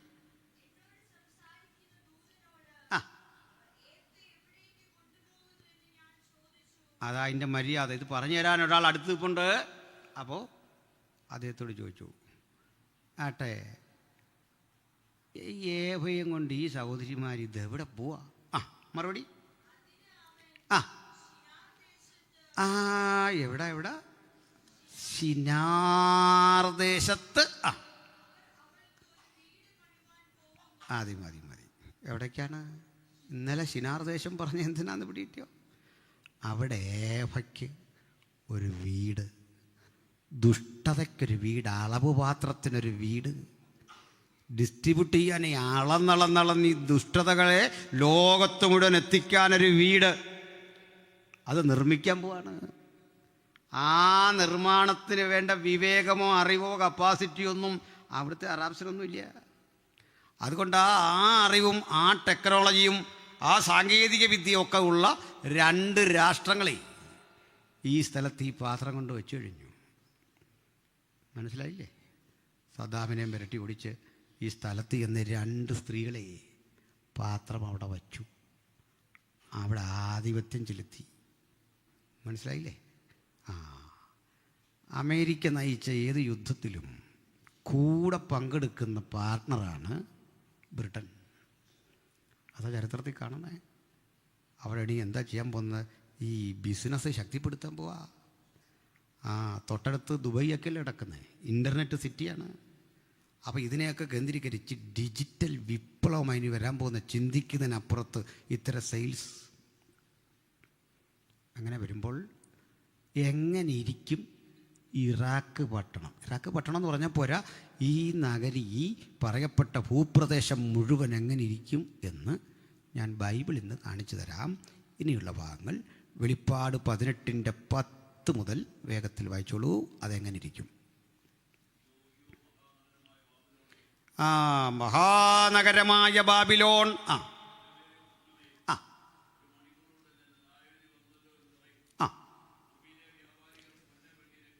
അങ്ങനെ പോലെ ഭൂമിയിലെ വ്യാപാരികൾ പൊന്ന്, വെള്ളി, രത്നം, മുത്ത്, മതി മതി മതി, ഇത്രയും ചേർത്തൊരു പേര് പറയാം, ജൂവൽസ്. പൊന്ന, വെള്ളി, രത്നം, മുത്ത്, ഏറ്റവും ക്വാളിറ്റിയുള്ള, ഏറ്റവും മനോഹാരിതയാർന്ന ആഭരണ വിപണി ഇറാഖിൽ ശക്തിപ്പെടാൻ പോകുന്നു. ഇറാഖ് കേന്ദ്രീകരിച്ച് പത്മരാഗക്കല്ല് പതിച്ച, ഗോമേതകമുത്ത് പതിച്ച, വൈഡൂര്യം പതിച്ച മനോഹരമായ റിങ്ങുകൾ, മാലകൾ, വളകൾ, ഇതൊക്കെ അവിടെ വിപണിയിൽ സജീവമാകും. എൻ്റെ കാരണം അത്രേ ഉള്ളൂ. നമുക്കറിയാം, ഈ ഗൾഫ് രാജ്യങ്ങൾ സ്വർണ്ണ നിക്ഷേപങ്ങളുടെ ഒരു അക്ഷയ കലവറയാണ് അല്ലേ? നമ്മുടെ കുവൈറ്റിലും ഒക്കെ ചില മലകൾ തന്നെ സ്വർണ്ണമാണ്. നമ്മുടെ ആൾക്കാർ ഇത് അറിയാഞ്ഞതൊരു ഭാഗ്യമായി. ഹനുമാനെ വിളിച്ചുകൊണ്ട് വന്നത് എടുത്തുകൊണ്ടിടോ അച്ഛനെ ഈ സാധനം അല്ലേ? അവിടെ എല്ലാം പോലീസ് കാവലാ. നമ്മളവിടെ കറങ്ങുന്നുണ്ടെന്നുള്ള വിവരം സർക്കാരിനറിയാം. വേലും പോട്ടെ, ഈ നല്ല ഇത്തരം സ്വർണങ്ങളുടെ കലവറയാണതെന്ന് ഇവറ്റകൾ കണ്ടുപിടിക്കും മുമ്പ് ഈ പുസ്തകം മുൻകൂട്ടി പറഞ്ഞൊരു വാക്യമുണ്ട്. അച്ഛൻ പറഞ്ഞല്ലോ, ഉൽപ്പത്തിയിലെ ചില ഭാഗങ്ങൾ, അതിൽ വിട്ടുപോയൊരു ഭാഗം പറയാം, ഇവിടെ യോജിപ്പുള്ളത്. അവിടെ ധാരാളം പൊന്നുണ്ട്, അവിടുത്തെ പൊന്നു മേത്തരമാകുന്നു.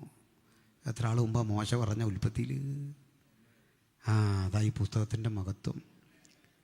ഒട്ടകപ്പാല് കുടിച്ചും ഉണക്കമീൻ ഭക്ഷിച്ചും ഈന്തപ്പഴം കഴിച്ചും അക്ഷരാഭ്യാസമില്ലാതെ വിവേകമില്ലാതെ ജീവിച്ചുപോയ അറബികൾ ഇന്ന് ആർജിച്ചെടുത്ത സകല അഭിവൃദ്ധിക്കും ആധാരം ഈ പുസ്തകം വിളിച്ചു പറഞ്ഞ അവിടെ ധാരാളം കീൽക്കുഴികളുണ്ട്, എണ്ണക്കിണറുകൾ. അവിടുത്തെ സമ്പത്തിനെക്കുറിച്ച് കൃത്യം പ്രവചിച്ച് ഈ പുസ്തകം. നമ്മൾ പരിഹസിക്കുമ്പോൾ തന്നെ ഈ സാമ്രാജ്യം എന്നൊക്കെ പറയുന്ന ബ്രിട്ടനും അമേരിക്കയിലെ സയൻറ്റിസ്റ്റുകളൊക്കെ അവിടെ ചെന്ന് പണിയെടുത്തില്ലെങ്കിൽ അറബി പഴയ അവസ്ഥയിൽ തന്നെ ജീവിച്ചെന്നെ. മനസ്സിലായോ? അതാ സത്യം. അവിടെ ചെന്ന് ഇവരൊക്കെ ആധിപത്യം ചെലുത്തി ആ സ്രോതസ്സുകൾ മുഴുവൻ കണ്ടുപിടിച്ചു. അങ്ങനെ അത് സമ്പന്നമായി. അവിടുത്തെ ഉൽപ്പന്നങ്ങളോട് കിടപിടിക്കാൻ നമ്മുടെ നാട്ടിലെ ഉഴുതപ്പെട്ട ജുവലറികൾക്കൊന്നും പറ്റാതെ വരും. വലിയ പാടാണ്.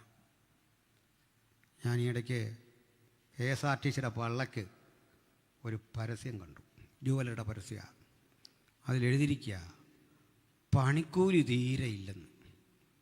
എനിക്ക് മനസ്സിലായി, കണ്ടക്ടറേയും ഡ്രൈവറുടെയും കാര്യമാണ്. ജോലിയുണ്ട്, പണിക്കൂലി തീരെ ഇല്ലെന്ന് ഭയങ്കര വലിപ്പത്തിൽ എഴുതിയിരിക്കുക. സംഗതി ജുവലറിയുടെ പരസ്യമാണ്, പിന്നെ മനസ്സിലാകുന്ന അവസ്ഥയാണ് എഴുതിയിരിക്കുന്നല്ലേ. ജോലി ചെയ്യുന്നുണ്ട്, പണിക്കൂലി തീരെ ഇല്ലെന്ന്. അപ്പോൾ ഇന്ന് ട്രാൻസ്പോർട്ടുകാരുടെ അവസ്ഥ, KSRTCയുടെ വള്ളക്ക് എഴുതിയേക്കുക. അപ്പോൾ ഇവിടെ പണിക്കൂലി കൂടുതൽ കുറവ് ഭയങ്കര ചർച്ച നടക്കുക. അപ്പോഴാണ് നമ്മളെ മൊബൈലിൽ കൂടെ ഇവിടെയുള്ളൊരു ഉൽപ്പന്നത്തിൻ്റെ പരസ്യം കണ്ടു. അപ്പോൾ നമ്മുടെ ഒരു കൗതുകത്തിന് നമ്മളൊന്ന് ക്ലിക്ക് ചെയ്തപ്പോൾ വാട്സാപ്പിലേക്ക് വരുന്നു. നമ്മളെ മനസ്സിലായി, ഭയങ്കര സൗഹൃദത്തിൽ ഇടപെട്ട് ഇതിൻ്റെ ഒരെണ്ണം ഞങ്ങൾ എത്തിച്ചേരാം. സാറിൻ്റെ നാളൊക്കെ പറഞ്ഞാട്ടെ, അത് ഭരണിയാണെന്നോ അശ്വതിയാണെന്നോ ഏതാണ്ടെല്ലാം പറഞ്ഞു. അതിന് പറ്റിയ രത്നം പതിപ്പിച്ച ഒരു മോതിരം. പണമൊന്നും ഉടനെ അടയ്ക്കണ്ട, EMI ഇട്ട് ബാങ്കുകൾ റെഡിയാണ്. നമ്മുടെ സിവിൽ സ്കോറും ഒക്കെ നോക്കിയിട്ട് പറഞ്ഞു, സാർ ഒന്നും പേടിക്കണ്ട, ഇതെവിടെ വന്നിരിക്കും, മാസാമാസം പൈസ അടച്ചാൽ മതി. ഇത് കിട്ടിയ ആൾ ഈ മോതിരമെല്ലാം ഇട്ടു. അത്ര ഭംഗിയാണ്. ആ പത്മരാഗ കല്ല് പതിച്ച ഗോമേതകത്തിൻ്റെ മുത്തുകൾ നിറച്ച ഒരു മനോഹര മോതിരം ഈ കോട്ടയത്തൊരാടെയും കയ്യിലില്ല. ഈ കിട്ടിയ മാത്രയിൽ പുള്ളി അന്ന് തന്നെ ടൗണിലിറങ്ങി. ചെറിയ പരിചയമുള്ള ആളെ വരെ കാണുമ്പോൾ ചോദിക്കും, എന്നാണ്ട് വിശേഷമൊക്കെ, ഇപ്പോൾ എവിടെയാ? ആരും ചെയ്തു പോകും, കാരണം അത്ര ഭംഗിയാണ്. ഇത് വീട്ടിൽ കൊണ്ടുവന്ന ഊരി വെച്ചുറങ്ങി. നേരം വെളുക്കുക ആരാണ്ട് അടിച്ചു മാറ്റി. ആകെ വിഷമിച്ച് എങ്ങോട്ട് പോയി പറയാനാ? പൈസ പോലും കൊടുത്തു തീർത്തില്ല. ഒടുവിൽ ഈ നേരം വെളുത്ത് വിഷമിച്ചിരിക്കുന്ന ആളിനൊരു കോള് കസ്റ്റമർ കെയറിൽ നിന്നാ. സാറേ, മോതിരം കിട്ടിയിട്ട് സന്തോഷമാണോ? എൻ്റെ പൊന്നെ ഒന്നും പറയണ്ട, അത് പോയി. ഇങ്ങനത്തെ ഒരവസ്ഥയാണ്. പോലീസുകാരോടൊന്ന് പറഞ്ഞു നോക്കാം. സാറതൊന്നും വിഷമിക്കണ്ട, സാറിൻ്റെ മോതിരം പോയ പകരമൊന്നും ഞങ്ങൾ തരും, അത്ര ഗ്യാരണ്ടി. അതിന് പുതിയ വിലയൊന്നും വേണ്ട, ഒരു ഡിപ്രിസിയേഷൻ ചാർജ് ഒരു 12,000 രൂപ ഇട്ടേക്ക്, അത്രേ ഉള്ളൂ. ലോകത്തെവിടെ അത് പോയാലും ഞങ്ങൾ കണ്ടുപിടിച്ച് തരും. ഭയങ്കര സന്തോഷം. ആ പണമൊക്കെ ഇട്ടു. അവരന്വേഷണം തുടങ്ങി. കോട്ടയത്തുനിന്ന് മോതിരെടുത്തവൻ റെയിൽവേ സ്റ്റേഷനിൽ ചെന്നു. ഇതെടുത്ത് പാത്ത് വെച്ചിട്ട് അതുവഴി സ്ഥലം വിട്ട് നേരെ എറണാകുളത്തിറങ്ങി. അവൻ ആകാംക്ഷ കൊണ്ട് ഈ ബാഗൊന്ന് തുറന്ന് അതിലേക്ക് എടുത്തിട്ടു. 2 മിനിറ്റ് കൊണ്ട് അവൻ്റെ ശരീരം വിറയ്ക്കാൻ തുടങ്ങി. വിറച്ച് മാറുന്നില്ല. രോഗം മാറാതെ വന്നപ്പോൾ അടുത്തൊരു ക്ലിനിക്കിലേക്ക് കയറി. ഡോക്ടർ ഇങ്ങനെ നോക്കിയിട്ട് ഈ സ്റ്റെതസ്കോപ്പ് എടുത്ത് എൻ്റെ നെഞ്ചിലേക്ക് ഒന്ന് വെച്ചു. ഇതാ ഡോക്ടറും വിറയ്ക്കുന്നു. നമ്മൾ ഈ ആത്മപകർച്ച എന്നൊക്കെ പറഞ്ഞ പോലെ രണ്ടുപേരും. ചില യോഗത്തിൽ ചെന്നാൽ വലിയ കഷ്ടമാണ്. ഞാനൊരു യോഗത്തിലെന്താ പൊരുത്തൻ ഈ തേങ്ങ വിളഞ്ഞതാണോ എന്ന് നോക്കുന്ന പോലെ നമ്മുടെ തല പിടിച്ചിട്ട് ഇങ്ങനെ കുലുക്കിയിട്ട് പറയുക, വ്യാപരിക്കട്ടെ ഇപ്പോൾ തന്നെ. ഞാൻ ഈ മുടി എങ്ങനെ എത്ര മണിക്കൂർ കൊണ്ട് പണിതാ ഒതുക്കി വെച്ചേക്കെന്ന് എനിക്കേ അറിയത്തുള്ളൂ. അത് കഴിഞ്ഞ് ഇതെല്ലാം കൂടി ഇങ്ങനെ കിരീടം പോലെ നിൽക്കുക. വെളിപ്പാട് ദിവസം പ്രസംഗിക്കുകയും വേണം. 10 തല 7 കൊമ്പ്, കൊമ്പുകളിൽ രാജമുടി. അവസ്ഥ നിങ്ങളൊന്ന് ആലോചിച്ച്. ഇതുപോലെ അങ്ങോട്ട് പരിശോധിച്ചു. 2 പേരും വിറയ്ക്കുന്നു.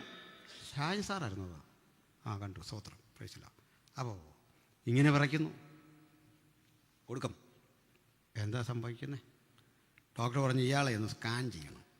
അങ്ങോട്ട് കൊണ്ടുപോകും. സ്കാൻ ചെയ്യുന്നതിൻ്റെ ഭാഗമായിട്ട് ഈ വാച്ചും ഇതൊക്കെ അഴിച്ചു മാറ്റണമല്ലോ. അഴിച്ചു മാറ്റിയപ്പോൾ ഒരു നേരിയ കുറവ് അങ്ങോട്ട് തീരുകയും ഒരു പോലീസ് ഓഫീസർ വന്നു. ടോം സാർ ഇവിടെ ഉണ്ടല്ലോ അല്ലേ? പോലീസുകാരൻ ഇങ്ങനെ വന്നിട്ട് ഈ ലാപ്ടോപ്പിൽ കാണിച്ചു കൊടുത്തു. സെക്യൂരിറ്റിയോട് മാറാൻ പറഞ്ഞു. അങ്ങോട്ട് ചെല്ലുമ്പോൾ ഡോക്ടർ, ഇവൻ ഇങ്ങോട്ട് വന്നോന്ന് ചോദിച്ചു. വന്നു. ആ ഡോക്ടറുടെ മുറിയിലുണ്ട് എല്ലാം പറഞ്ഞു. ഡോക്ടറെ കണ്ടു. സല്യൂട്ടൊക്കെ കൊടുത്തു. ഇരിക്കും സാറേ. ഇല്ല സാറേ, നേരമില്ല. എന്നിട്ട് ഇവൻ ഇങ്ങോട്ട് വന്നു. എന്ത്? അയാളെ സ്കാൻ ചെയ്യാൻ അങ്ങോട്ട് കയറ്റിയതാണ്. അപ്പോൾ പോലീസുകാരൻ പറഞ്ഞു, അതിപ്പോൾ ഈ രോഗമൊന്നും സാറ് നോക്കിയാൽ മാറുന്ന രോഗമല്ല, ഞങ്ങൾ നോക്കിയാൽ നോക്കുള്ളൂ. മനസ്സിലായോ? PIPയുടെ ഒരു പ്രോഗ്രാമിന് എന്നെ വിളിച്ചു, നമ്മുടെ ജസ്റ്റിനുമൊക്കെ, കുറേ നാൾ മുമ്പാണ്. അവിടെ ഈ കൗൺസിലിങ്ങൊക്കെ, എനിക്കിത് പിടിപാടൊന്നുമുള്ള കേസല്ല. അവിടെ ഒരു കൗൺസിലർ വന്നിട്ട് പറഞ്ഞു, കുട്ടികളിൽ ചിലർ ഇങ്ങനെ മ്ലാനവതരായിട്ട് എപ്പോഴും ഇരിക്കും, മൊബൈലിലൊക്കെ ഒത്തിരി നോക്കി ഉണ്ടാകുന്നൊരു പ്രോബ്ലമാണ്. അത് കൗൺസിലിങ് വഴിയോ അതല്ലെങ്കിൽ മരുന്ന് കൊടുത്താലോ ഒന്നും അത് മാറത്തില്ല. അപ്പോൾ ഞാനിത് കേട്ടിരുന്നിട്ട് എൻ്റെ സമയം വന്നപ്പോൾ ഞാൻ പറഞ്ഞു, വൈദ്യശാസ്ത്രത്തിൽ ചിലപ്പോൾ ഇതിനൊന്നും ചികിത്സ കാണത്തില്ല. ഈ മൊബൈലിൽ നോക്കി ഒത്തിരി ഇരിക്കുക, കണ്ണിൻ്റെ കാഴ്ച പോവുക, ഏകാഗ്രത പോവുക, പിന്നെ നമ്മൾ ഗ്ലൂമി ആയിട്ടിരിക്കുക. ഇങ്ങനെ വൈദ്യശാസ്ത്രത്തിലോ കൗൺസിലിങ്ങിലോ ഒന്നും ഇതിന് മരുന്നില്ല. പക്ഷെ അവന് കൊടുക്കാനൊരു മരുന്ന് ഞാൻ നിർദ്ദേശിക്കാമെന്ന് പറഞ്ഞു. അതിൻ്റെ പേര് അഡിയോതെറാപ്പി എന്നാണ്. ഡോക്ടർമാരെ കൂടെ ഉണ്ട്, ചുമ്മാതിങ്ങനെ ജീവിക്കുന്നവൻ്റെ കൊടുക്കാനുള്ള ട്രീറ്റ്മെൻറ്റിൻ്റെ പേരാണ് അഡിയോതെറാപ്പി. പോട്ടെ. അപ്പോൾ ഇതുപോലെ ഇവനെ ഞങ്ങൾ കൈകാര്യം ചെയ്യാം. നോക്കി പിടിച്ചപ്പോൾ ഇവൻ മോഷണം നടത്തിയ നിമിഷം മുതൽ ഇതുവരെയുള്ള മുഴുവൻ ട്രാക്ക് റെക്കോർഡും കിടക്കുക. പിന്നെ ഒന്നും പറയാൻ വയ്യ.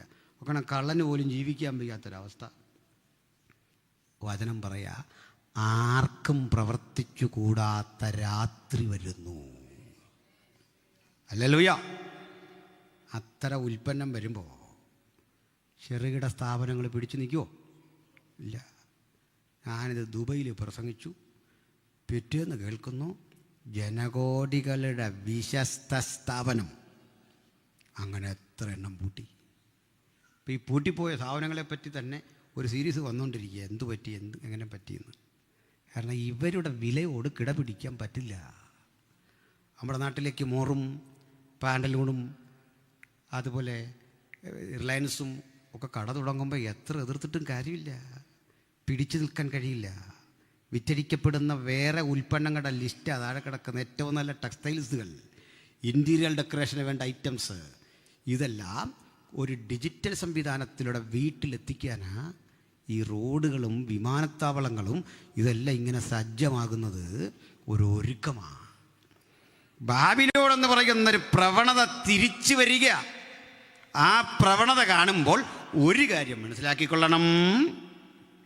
കർത്താവായ യേശുക്രിസ്തുവിൻ്റെ വരവുമായി അനുബന്ധത്തിൽ എതിർക്രിസ്തു എന്ന ഏകാധിപതിക്ക് വേണ്ടി ഒരു കൊമേഴ്സ്യൽ സിസ്റ്റം, അവൻ കൊമേഴ്സ്യൽ ബാബിലോണിൻ്റെ, പൊളിറ്റിക്കൽ ബാബിലോണിൻ്റെ, റിലീജിയസ് ബാബിലോണിൻ്റെ മേധാവിയാണ്. അത് തിരിച്ചു വന്നുകൊണ്ടിരിക്കുന്നു. ഓക്കെ, ഇനി നമുക്ക് രണ്ടാം ഭാഗത്തേക്ക് വേഗത്തിൽ കടക്കണം. അപ്പോൾ ബാബിലോൺ നമ്മളവിടെ വെച്ച് നിർത്തി. എൻ്റെ നാശം അനിവാര്യമെങ്കിൽ സന്ദർഭം പോലെ പറയാം, അത്ര ഇമ്പോർട്ടൻ്റ് അല്ല. നമുക്കിനി പോകേണ്ടത് ജെറുസലേം സെൻട്രിക്കായിട്ടുള്ള ചില ചിന്തകളിലേക്കാണ്. അത് ഇന്നലെ ചെയ്ത പോലെ പാതി വഴിയിലെത്തി നിൽക്കും. അതിൻ്റെ ബാക്കിയും ചേർത്ത് നാളെ ഉപസംഹരിക്കും. ഇതിനാണ് പദ്ധതി. സന്തോഷമല്ലേ? ഇത് മനസ്സിലാക്കണം കേട്ടോ. മനസ്സിലാക്കുകയും വേണം. നേരത്തെ ഇതുപോലെ ചോദ്യം ചോദിച്ചാൽ അത് സന്തോഷമാണ്. വരുമ്പോൾ കർത്താവ് സഹായിക്കട്ടെ. നമുക്കിനി വാക്കിയെടുക്കാം. മത്തായിയുടെ സുവിശേഷം 23-ാം അധ്യായം 37 മുതലുള്ള വാക്യങ്ങൾ. Matthew chapter 23 verse 37 to 39.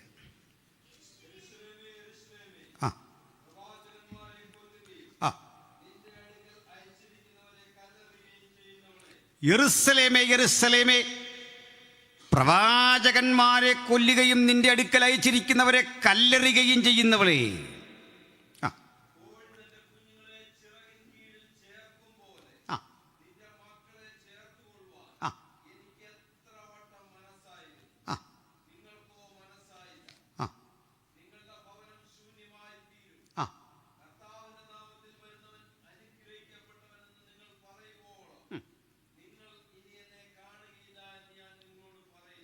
ഇത് നമുക്ക് പരിചിതമായ വേദഭാഗമാണ്. അപ്പോൾ ഇവിടവും പഠിച്ച് മുമ്പോട്ട് പോകണം അടിസ്ഥാനപരമായിട്ട്. അങ്ങനെയല്ലേ? അപ്പോൾ യെരൂശലേമിനെ നോക്കി യേശു നടത്തുന്നൊരു പ്രവചന. യെരൂശലേമിൻ്റെ മനോഹാരിത അല്ലെങ്കിൽ ഒരു ദേവാലയത്തിൻ്റെ മനോഹാരിത എന്താണ്? ഈ ആലയം വളരെ മനോഹരമാണ്. ഞാനിതേപ്പറ്റി, ഈ സ്ഥാപനത്തെപ്പറ്റി മറ്റു പല പ്രസംഗങ്ങളിൽ പ്രസംഗിച്ചിട്ടുമുണ്ട്. നമുക്കിത് ഉണ്ടായ ചരിത്രവും അന്നത്തെ മനുഷ്യനനുഭവിച്ച ത്യാഗവും ഇവിടുന്ന് ഓടിക്കാൻ ശ്രമിച്ച ശ്രമങ്ങളും ഉണ്ണിച്ചാൻ്റെ സംഭാഷണത്തിൽ നിന്നൊക്കെ കേട്ട് മനസ്സിലാക്കി, ചോദിച്ചൊക്കെ മനസ്സിലാക്കിയ കാര്യങ്ങൾ. കാരണം എങ്ങും നമ്മെ നിലനിർത്താത്ത വിധം പരിഹസിക്കപ്പെട്ട് കല്ലെറിഞ്ഞോടിക്കുന്നൊരു കാലം ഉണ്ടായിരുന്നു. അതിനെ അതിജീവിച്ചു വന്ന വഴികൾ ഇത് ഇപ്പം ഇന്ന് വളരെ മനോഹരമാണ്. പക്ഷേ ആലയത്തിൻ്റെ മനോഹാരിത എന്താ? ഏത് പാസ്റ്റർ അവിടെ ഇരിക്കുന്നു? ആരാ അതിഥി? എത്ര എയർ കണ്ടീഷനുണ്ട്? എത്ര കുടുംബമുണ്ട്? എന്താണ് ഇൻകം? ഇതല്ല മനോഹാരിത. അതിൽ വ്യാപരിക്കുന്ന ദൈവസാന്നിധ്യമാണ്. നമ്മുടെ മാത്രമല്ല, സാക്ഷാൽ യെരൂശലേമിൻ്റെ വാല്യൂ എന്താ? ദൈവസാന്നിധ്യ. ആ ദൈവസാന്നിധ്യത്തെ അവരെ വിളിച്ചത് ഷെക്കേന, ദൈവത്തിൻ്റെ തേജസ്. സോളമൻ മനോഹരമായൊരു ദേവാലയം പണി കഴിച്ചിട്ട് പ്രാർത്ഥിച്ചു, അങ്ങയുടെ സാന്നിധ്യം ഒന്ന് വസിക്കണം. അതേറ്റവും സന്തോഷം ഈ സമാഗമന കൂടാര. ഈ കൂടാരം പണി കഴിപ്പിച്ച് പുറപ്പാട് പുസ്തകത്തിൻ്റെ ഒടുവിലത്തെ അധ്യായം എത്തുമ്പോൾ തീർന്നു അല്ലേ? അതങ്ങോട്ട് തീരും വരെ ഇതിനകത്ത് കൂടി 3 പേർക്കും പണിക്കാർക്കും അവരുടെ നിർദ്ദേശം പോലെ അനായാസന യാത്ര ചെയ്യാം. പണിയെല്ലാം കൃത്യമാണോ എന്നറിയാൻ പർവ്വതത്തിൽ വെച്ച് മാതൃക കണ്ട മോശയ്ക്ക് കിടക്കാം, ഒഹേലിയാവിനും ബെസലേലിനും കിടക്കാം. പക്ഷേ ഈ ദേവാലയത്തിൻ്റെ പണി അങ്ങോട്ട് പൂർത്തീകരിക്കുകയും ഇവരെല്ലാം പുറത്തിറങ്ങി. അവിടുന്ന് ലേവ്യ പുസ്തകം തുടങ്ങുന്നത്. ലേവ്യ 1:1 തന്നെ ആവേശകരമാണ്. തുടങ്ങുന്ന എങ്ങനെ? യഹോവാ സമാഗമന കൂടാരത്തിൽ. അല്പം വരെ മോശ, ബെസലേൽ, ഒഹേലിയ. പക്ഷെ ഇപ്പോൾ ആരാ? ദൈവം സമാഗമന കൂടാരത്തിൽ. ദേവാലയത്തിൻ്റെ മനോഹാരിത 48 പലകകൾ പൊന്നു പൊതിഞ്ഞിരിക്കുന്നതല്ല, വെള്ളി കൊണ്ടുള്ള ചിമിഴികളല്ല, അതിലെ മനോഹരമായ കെരൂബിൻ്റെ നിർമ്മാണ വൈഭവമല്ല, അവിടെ ഉയർന്നു കേൾക്കുന്ന പാട്ടല്ല, പുരോഹിതൻ ധരിച്ചിരിക്കുന്ന മാർപ്പതക്കമല്ല, അഹരോന് ചുറ്റും നിൽക്കുന്ന ഇതര പുരോഹിതന്മാരല്ല, അതിൽ വ്യാപരിക്കുന്ന ദൈവസാന്നിധ്യം. ദൈവസാന്നിധ്യം പോയി കഴിഞ്ഞാൽ ഇത് ഗോഡൗൺ പോലെയുള്ളൂ, അത്രേ ഉള്ളൂ. നമ്മളെ ഇന്ന് അങ്ങനെ പഠിക്കണം. ദൈവസാന്നിധ്യം പോയാൽ നമ്മളെ കാശിന് കൊള്ളൂല. നമുക്കൊന്ന് തിരിച്ചിരുന്ന് ചിന്തിക്കാൻ, കർത്താവേ നീ കൂടെ ഉള്ളതാ എൻ്റെ വില, തിരുസാന്നിധ്യമാണ് എൻ്റെ പദവി, തിരുസാന്നിധ്യമാണ് എൻ്റെ സർവസ്വവും. അത് മാറ്റിവെച്ചാൽ ഞാൻ ഒന്നുമില്ലെന്നേ. ഹല്ലേലൂയ. അപ്പം അങ്ങനെയെങ്കിൽ ജെറുസലേമിൻ്റെ നായകൻ അവിടേക്ക് വന്നപ്പോൾ അവർ കല്ലെറിഞ്ഞെങ്കിൽ അവർക്ക് വേണ്ട ക്രിസ്തുവിനെ. ക്രിസ്തു എന്തിനാ വന്ന? കർത്താവ് എന്തിനാ വന്നേ? തന്നോട് ചേർക്കാൻ വന്നതാ. നമ്മൾ ചിലപ്പോഴൊക്കെ തെറ്റ് ചെയ്ത കുട്ടികളുടെ അരികിലേക്ക് നിങ്ങൾ ചെല്ലുമ്പോൾ, നിങ്ങൾ എടുക്കാനാ ചെല്ലുന്നെങ്കിൽ അവൻ ഓടും, തല്ലാനാന്നാ വിചാരം അല്ലേ? പപ്പ തല്ലാൻ വരിക. പക്ഷെ അവനറിയില്ല ദീർഘമായി ക്ഷമിക്കാനൊരു മനസ്സും പപ്പയ്ക്കുണ്ടെന്ന്, ദീർഘമായി അവനെ ഉൾക്കൊള്ളാനൊരു മനസ്സ് അമ്മയ്ക്കുണ്ടെന്നേ അവനറിയില്ല. കുടിച്ചു ബോധം കെട്ട് വഴിയിൽ കിടക്കുന്നവനെ നാട്ടുകാരെല്ലാം പരിഹസിക്കുമ്പോഴും കണ്ണീരോടെ ചെന്ന് താങ്ങുന്നൊരമ്മയെ കണ്ടിട്ടില്ലേ? ആ മാതൃചിത്തമാണ് കർത്താവിന്, ആ പിതൃചിത്തമാണ് കർത്താവിന്. ആ സ്നേഹമാണ് നമ്മളെ നാം ആക്കിയിരിക്കുന്ന ഘടകം. അങ്ങനെ സ്നേഹിക്കാൻ ചെന്നപ്പോൾ കല്ലെറിഞ്ഞോടിച്ചു. യേശു അവരെ നോക്കി പ്രവചിച്ചു, യെരൂശലേമേ യെരൂശലേമേ, പ്രവാചകന്മാരെ കൊല്ലുകയും നിന്റെ അടുക്കൽ അയച്ചിരിക്കുന്നവരെ കല്ലെറിയുകയും ചെയ്യുന്നവളെ, കോഴി തൻ്റെ കുഞ്ഞുങ്ങളെ ചിറകടിയിൽ കാത്തു സൂക്ഷിക്കും പോലെ നിന്നെ ചേർത്ത് കൊള്ളുവാൻ എനിക്ക് എത്ര വട്ടം മനസ്സായിരുന്നോ, നിനക്കോ മനസ്സായില്ല. നിങ്ങളുടെ ഭവനം, സത്യത്തിൽ വീടല്ല കേട്ടോ, അങ്ങനെ ഏകവചനാണ്, ഒയ്ക്കറ്റീരിയോൺ ഗ്രീക്കിലെ വേടതാണ്. നിങ്ങളുടെ ടെമ്പിളേ, നിങ്ങളുടെ ആലയം ശൂന്യമായി തീരും. ഞാൻ പോവാണ്, പരാജയപ്പെട്ടു പോവല്ല. കല്ലെറിഞ്ഞോടിച്ച ഞാനൊരു ദിവസം ജയാളിയായി ഈ വഴി വരും, വിജയ ശ്രീലാളിതനായി ഇതുവഴി വരും, രാജാതിരാജാവായി ഇതുവഴി വരും. ഇന്ന് കല്ലെറിഞ്ഞോടിച്ച നീ അന്ന് എന്നെ തിരിച്ചറിഞ്ഞിട്ട് വിളിച്ചു പറയും, കർത്താവിൻ്റെ നാമത്തിൽ വരുന്നവൻ അനുഗ്രഹിക്കപ്പെട്ടവനെന്ന് പറയോളം നിങ്ങൾ ഇനി എന്നെ കാണില്ല. അന്ന് പറഞ്ഞ യേശു ഞാനിന്ന് പ്രസംഗിക്കുന്ന ക്ലാസ് എടുക്കുന്ന രാത്രി വരെ അവിടെ തിരികെ ചെന്നിട്ടില്ല. പക്ഷെ പറഞ്ഞത് യേശുവെങ്കിൽ 100% നമുക്ക് ഉറപ്പാണ് അതൊരു ദിവസം സംഭവിക്കും. ആ സംഭവത്തിൻ്റെ പേര് സെക്കൻഡ് കമ്മിങ്. സെക്കൻഡ് കമ്മിങ് അല്പം കൂടെ കഴിഞ്ഞുള്ള കാര്യം അത് കേട്ടോ, അത് സെക്കൻഡ് കമ്മിങ്ങും കഴിഞ്ഞ് രാജ്യത്വം സ്ഥാപിക്കുക കേട്ടോ. അതിനു വേണ്ടിയാണ്. എങ്കിലും സെക്കൻഡ് കമ്മിങ് എന്ന് പറയാം. അതിനുശേഷം ദിവസങ്ങൾക്കുള്ളിൽ കർത്താവ് അറസ്റ്റ് വരിച്ചു, കർത്താവിനെ ക്രൂശിച്ചു, മരിച്ചടക്കപ്പെട്ടു, ഉയർത്തെഴുന്നേറ്റു. 40 ദിവസം നമുക്ക് പ്രത്യക്ഷനായി. അടുത്ത 10 ദിവസത്തെ ഇടവേളയ്ക്ക് ശേഷം വാഗ്ദത്തത്തിന് പരിശുദ്ധാത്മാവിനെ കിട്ടി. പെന്തക്കോസ്ത് നാളിൽ തിരുസഭ ഔദ്യോഗികമായി രൂപവൽക്കരിച്ചു. അത് അവിടെ വരെയുള്ള ചരിത്രം. ശരിയല്ലേ? ഇനി യേശു പ്രവചിച്ച ആ സന്ദർഭവും സ്ഥലവും ഒക്കെ ഒന്ന് പഠിച്ചു പോകണം. ഏതാണ്ട് 8.3 ഏക്കേഴ്സ് വിസ്തൃതിയുള്ള ഒരു പട്ടണം, ഒരു ഭൂപ്രദേശമായിരുന്നു അന്നത്തെ യെറുസലേം. യെറുസലേം വലിയൊരു നഗരമാണ്. അതിലെ ദേവാലയ പരിസരവും എല്ലാം കൂടെ കൂട്ടി ആ സ്ഥലത്തിൻ്റെ വലിപ്പമാണ് 8.3 ഏക്കർ, ഒരു 8.5 ഏക്കർ. ഒരു മനുഷ്യൻ്റെ കാൽപാദത്തിൻ്റെ ആകൃതിയോട് കൂടിയതും 8.3 ഏക്കേഴ്സ് ഉള്ളതും ഏകദേശം 5 ചെറുമലകൾ മുട്ടിയുരുമി കിടക്കുന്നതുമായ ഒരു സ്ഥലം, ഒരു പട്ടണം, മലയാണ്. ഇന്ന് നമ്മൾ നോക്കിയാൽ ഈ 5 മലകൾ കാണില്ല. 4 ഏതാണ്ടൊക്കെ അസൈൻ ചെയ്യാം. ശ്രദ്ധിക്കാം. 4 ഒരെണ്ണം കൃപാവരമുള്ള ആരും പ്രാർത്ഥിച്ച് കടലിലിട്ടൊന്നും അല്ല കേട്ടോ, വിശ്വാസം കയറിയപ്പോൾ ഇതിൻ്റെ ഇടയ്ക്കായിപ്പോയി. അപ്പോൾ അതവിടെ ഉണ്ട്. പക്ഷേ ഈ 4 മലയ്ക്കകത്തായി. മനസ്സിലായല്ലോ? ഈ 4 മലകളുടെ പേര് നമുക്കറിയാം. ഒന്ന് യെബൂസ്യനായ ഓർന്നാൻ്റെ കളം, ദാവീദ് വിലയ്ക്ക് മേടിച്ചു. 2 നിങ്ങളറിയുന്ന മറ്റൊരു പ്രധാന സ്ഥലമുണ്ട്. അത് ദൈവപുരുഷനായ അബ്രഹാം ഇസഹാക്കിനെ യാഗം കഴിച്ച മോറിയ. ഇനി ഒന്ന് ഉത്തരഗിരിയായ സിയോൻ, ഉയരം കൊണ്ട് മനോഹരവും സർവഭൂമിയുടെയും ആനന്ദം. ഇനി ഒന്ന് നമുക്കൊക്കെ പരിചിതമായൊരു സ്ഥലം, കാൽവറി എന്ന ഗോൽഗൊഥ. ഇതിൽ ഈ മോറിയ മലയുടെ തൊട്ട് പിന്നിൽ ആണ് കാൽവറി. അതിൻ്റെ ആ ലൊക്കേഷൻ എന്ത് രസകരമാണ്. പിതാവ് അബ്രഹാം തൻ്റെ ഏകജാതനെ വെട്ടാൻ ഒരുമ്പെടുമ്പം പിന്നിൽ നിന്നൊരു വിളി, അബ്രഹാമേ.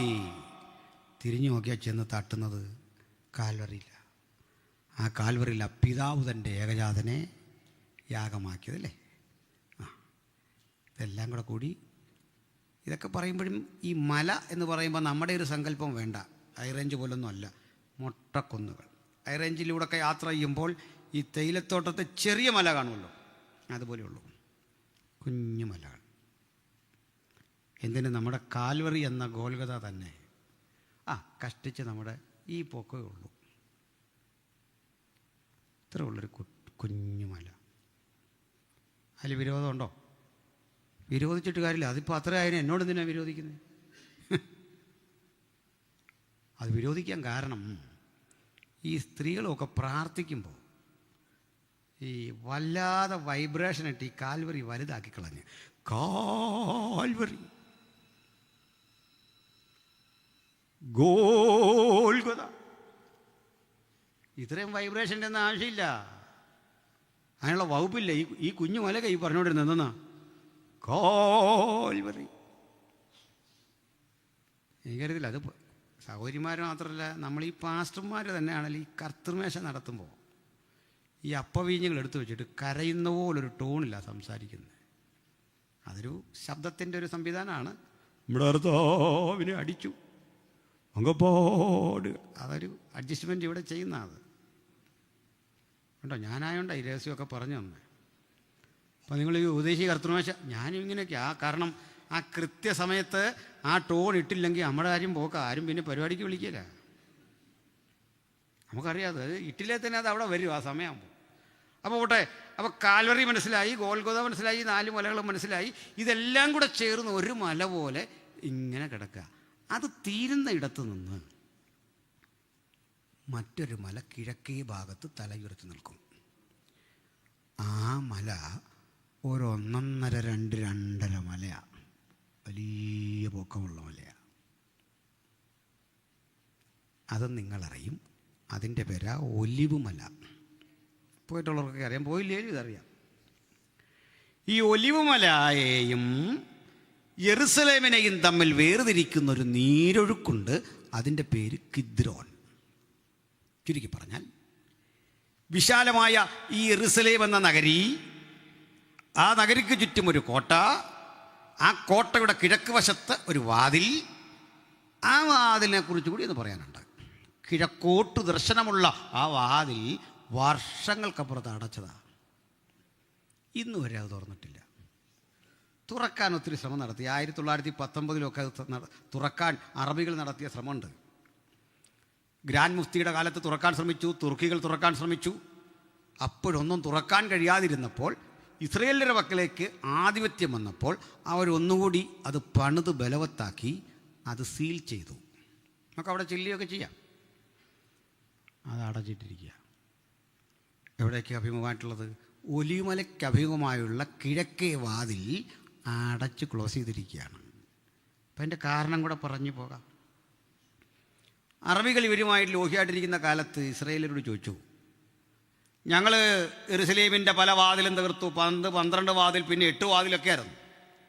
ഈ ഗോപുരങ്ങളെല്ലാം തകർത്തു, പക്ഷെ കിഴക്കേ വാതിൽ മാത്രം തൊടാൻ പറ്റുന്നില്ല. ഇതെന്താണ് ഞങ്ങൾക്ക് കീഴടങ്ങാത്തതിൻ്റെ കാരണം എന്താ? യഹൂദർ അഭിമാനി പറഞ്ഞു, ഇതങ്ങനെ എല്ലാവർക്കും വേണ്ടി തുറക്കില്ല. ഇതുവഴി ഒരുവൻ വരും, അത് ഞങ്ങളുടെ മശിഹയാണ്. അവൻ്റെ മുമ്പിൽ മാത്രം തുറക്കാൻ പാകത്തിന് ഈ വാതിലിങ്ങനെ കിടക്കല്ലേ. ഇതിനകത്ത് അലക്സ ടെമ്പിൾ മുസ്ലിങ്ങളുടെ, അതിനകത്താണ് മുസ്ലിങ്ങളുടെ മറ്റൊരു ദേവാലയം. അതിൻ്റെ പേര് ഡോം ഓഫ് ദ റോക്ക്. അത് ഞാൻ ക്രമേണ പറയാം. അപ്പോൾ അറബികളിത് മനസ്സിലാക്കി. എൻ്റെ കാരണം റബിമാർ പറഞ്ഞു കൊടുത്തു. വായിക്കാം. എസെക്കിയേൽ പ്രവചനം 44:1 മുതൽ വായിക്കാം. അവിടെ എഴുതിയിട്ടുണ്ട്, കിഴക്കേ വാതിൽ എന്തുകൊണ്ട് ഓപ്പൺ അല്ല? Please read.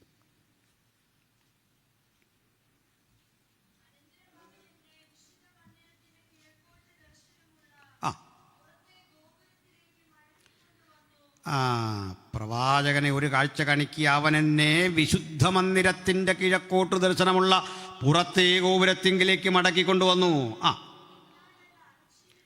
എന്നാൽ ഈ വാതിൽ അടച്ചിരുന്നു. കാരണം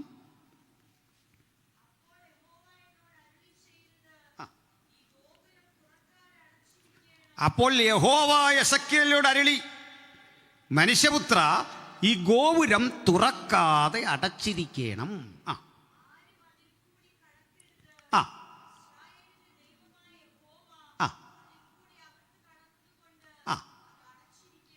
അതാ കാര്യം. യഹോവയുടെ മഹത്വം ദേവാലയത്തിൽ ആവസിക്കേണ്ടതിന് ശെക്കേന കടന്നുപോയ വാതിൽ അന്ന് അടച്ചതാണ്. ഇന്ന് വരെ തുറന്നിട്ടില്ല. ഇപ്പം ജോഗ്രഫിക്കലി ആ ലൊക്കേഷൻ മനസ്സിലായല്ലേ? 8.3 ഏക്കേഴ്സ്, 5 മലകൾ മുട്ടിയുരുമി കിടക്കുന്നു. മലമേലിരിക്കുന്ന പട്ടണം എന്നതിനെ വിശേഷിപ്പിക്കുന്നു. മനോഹരമായ ദേവാലയം അവിടെ നിലനിന്നിരുന്നു. ആ ദേവാലയം ഉൾക്കൊള്ളുന്ന ക്യാമ്പസ്, ആ ഭൂപ്രദേശം ചുറ്റുമതിലുകളാൽ ബന്ധിക്കപ്പെട്ടിരുന്നു. ഒരിക്കൽ 12 വാതിലുകൾ, പിൽക്കാലത്ത് 8 വാതിലുകൾ, ഇങ്ങനെയൊക്കെയായി അത് വിഭജിക്കപ്പെട്ടിരുന്നു. ഒടുക്കം ആ വാതിലുകളൊക്കെ തകർത്ത് ശത്രുക്കൾ പിൽക്കാലത്ത് കയറിയിട്ടുണ്ട്. അത് യഥോചിതം പിന്നെ പറയാം. ഇത് വന്ന് തീരുന്നയിടത്ത് കിദ്രോൻ തോടൊഴുകുന്നു. ആ കിദ്രോൻ തോട് കടന്നാൽ നമ്മൾ അക്കരെ എത്തുന്നത് ഒലിവുമല. ഈ കിദ്രോൻ തോട് അങ്ങോട്ട് കടക്കുകയും നമ്മൾ ആദ്യം അങ്ങോട്ട് കയറുമല്ലോ, അത് കിഴക്ക് വശത്താ, അങ്ങോട്ട് കടക്കുകയും ആദ്യം സ്പർശിക്കുന്ന സ്ഥലത്തിനൊരു പേരുണ്ട്, മറക്കണ്ട, ഗത്സമേന. നമ്മുടെ കർത്താവ് പ്രാർത്ഥിച്ച, അവനെ അറസ്റ്റ് ചെയ്ത ഗത്സമേന തോട്ടം. ഗത്സമേന എന്ന പദത്തിൻ്റെ അർത്ഥം നീർ പിഴിഞ്ഞെടുക്കുന്ന സ്ഥലം, മുന്തിരിച്ചക്കരിക്കുന്ന സ്ഥലം, ഒലിവെണ്ണ ആട്ടിയെടുക്കുന്ന സ്ഥലം, പ്രസ് ചെയ്യുന്ന സ്ഥലം, അമർത്തുന്ന സ്ഥലം, നീരൊഴുക്ക് ശേഖരിക്കുന്ന സ്ഥലം. ഗത്സമേന. ഈ ഗസ്സമന കടന്ന് മുകളിൽ വരെ ചെല്ലാൻ ഏകദേശം ഒരു അരമണിക്കൂർ വേണം, 20 മിനിറ്റ് മുതൽ. അപ്പോൾ വലിയൊരു മലയാണ്. ഈ മലയ്ക്കൊരങ്ങേ ചെരുവുണ്ട്. ആ ചരിവിലും വിശേഷപ്പെട്ടൊരു സ്ഥലമുണ്ട്. ആ സ്ഥലത്തിൻ്റെ പേരാണ് നമ്മുടെ ലാസർ പാർത്ത ബെഥാന്യ. ഓക്കെ, അവിടെ ഒരു പ്രത്യേകതയുണ്ട്. ലോകത്ത് കടുക് മരങ്ങളുള്ള ഒരേ ഒരു സ്ഥലം. ഇപ്പോഴും ഉണ്ട് കടുക് മരം. ഒരു 60 ഇഞ്ചൊക്കെ വണ്ണം വെക്കും. നല്ലൊരു മരം, കുറേയേറെ ഉണ്ട്. കിട്ടുന്ന ഉൽപ്പന്നം കടുകാണ്. ഒരു ബ്രൗണിഷ് കളറാണ്. നല്ല ക്വാളിറ്റിയുള്ള സാധനമാണ്. അപ്പോൾ ഇത് വായിച്ചിട്ടാണ് നമ്മുടെ രവിചന്ദ്രൻ മാഷുമൊക്കെ പൊട്ടിച്ചിരിക്കുകയാണ്. സകല പക്ഷികളും വന്ന് ഈ മരത്തിലിരുന്നു എന്നൊക്കെ പറയുമ്പോൾ അങ്ങ് ചിരിക്കുകയാണ്. ഞാനിതിലൊരാൾ സംസാരിച്ചപ്പോൾ അയാളെ ആ ചിരി അങ്ങ് തീരട്ടെന്ന് ഓർത്തു. ആ വിഷമം മാറണമല്ലോ. തീർന്നു കഴിഞ്ഞ് ഞാൻ പറഞ്ഞു, ഒന്നിലവിടെ പോകണമല്ലേ, ഗൂഗിൾ തപ്പിയാൽ മതി, അതുവഴി എല്ലൊന്ന് കണ്ടുപിടിക്കും. ഇതൊക്കെ ഇപ്പോഴും ഉണ്ട്, ചുമ്മാ പറഞ്ഞല്ല. അത്തരം മരങ്ങൾ അവിടെയുള്ളൂ. കടുക് മരങ്ങൾ അവിടെ ഉണ്ട്. അതൊക്കെ നമുക്ക് കിട്ടും വില കൊടുത്തു കഴിഞ്ഞാൽ. ചുരുക്കി പറഞ്ഞാൽ അവിടെ തന്നെ വിലപിടിപ്പുള്ള ഒട്ടക രോമം കൊണ്ടുള്ള വസ്തുക്കളൊക്കെ കിട്ടും. തൊഴിലുൽപ്പന്നങ്ങൾ കിട്ടും, വളരെ ക്വാളിറ്റി ഉള്ളത്, വില കുറച്ച് കിട്ടും. ഇതൊക്കെയാണ് ആ ഭൂപ്രദേശത്തിൻ്റെ പ്രത്യേകത. അപ്പോൾ ഈ ലാൻഡും ഒക്കെ മനസ്സിലായി. നമ്മൾ കഴിഞ്ഞ ദിവസം ബാബിലോണിനെ കുറിച്ച് പറഞ്ഞതുപോലെ പ്രധാനമാണ്. കഥ കേൾക്കുന്നപോലെ കേൾക്കരുത്, എനിക്ക് പ്രവചനം പറഞ്ഞ് പൂരിപ്പിക്കണം. ഇതിൽ ഓരോ ഇഞ്ച് സ്ഥലവും വിലപിടിപ്പുള്ളതാ. നാളെ അതിൻ്റെ മർമ്മങ്ങൾ നമുക്ക് മനസ്സിലാവുള്ളൂ. എന്തിനാണ് പറഞ്ഞത്? ഞാൻ എന്തിനാണ് യൂബ്രട്ടീസ് നദിയുടെ നീളവും വീതിയൊക്കെ പറഞ്ഞെന്നറിയണ്ടേ? വെളിപ്പാട് പറയുക, 6ാമത്തവൻ തൻ്റെ കലശം യൂബ്രട്ടീസിൽ ഒഴിച്ചു. അപ്പോൾ കിഴക്ക് നിന്ന് വരുന്ന രാജാക്കന്മാർക്ക് വഴിയൊരുക്കാൻ അത് വറ്റി.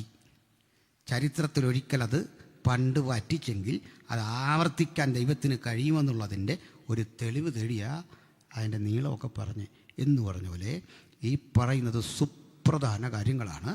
നാളത്തെ വിശദീകരണത്തിൽ അവ ചേർത്തൊരു പാലം പണിയുന്ന പോലെ പണിത് നമുക്ക് തീർക്കണം. അപ്പോഴേ ഇവിടെ നിന്നേശു താഴെയുള്ള ദേവാലയത്തിലേക്ക് ഇങ്ങനെ നോക്കിക്കൊണ്ടിരിക്കുക. മനോഹരമായ ചുണ്ണാമ്പുകല്ലുകൾ കൊണ്ട് കെട്ടിപ്പടുത്ത് മുത്തുകളാൽ അലങ്കരിച്ച് മനോഹരമാക്കിയ ദേവാലയം പണ്ട് സോളമൻ പണിതത്. നെബൂഖദ്നേസർ ഇടിച്ചു പൊളിച്ചു. പിന്നീട് വീണ്ടും സെരുബ്ബാബേൽ പണിതു.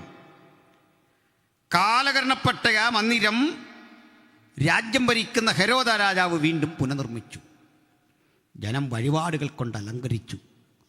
ദൂരെ നിന്ന് നോക്കിയാൽ ഈ വെളിച്ചത്തിങ്ങോട്ട് വ്യാപരിച്ചിട്ട് വെട്ടിത്തിളങ്ങല്ലേ സ്ഫടികശോഭയുള്ള ഈ കെട്ടിടം. ഇത് കണ്ടിട്ട് നമുക്കെന്ത് പറയാൻ തോന്നും? ഫേസ്ബുക്കിൽ ഇടുന്ന ഒരു കമൻറ്റ് കൊള്ളാം, നന്നായിരിക്കും, നമ്മുടെ ഭാവനയ്ക്കൊത്ത് നമ്മൾ ലൈക്ക് അടിക്കുകയും എഴുതുകയും ചെയ്യുന്ന പോലെ പറഞ്ഞാൽ മതി. കർത്താവ് നടത്തിയ കമൻ്റ് എന്താണെന്നറിയണ്ടേ?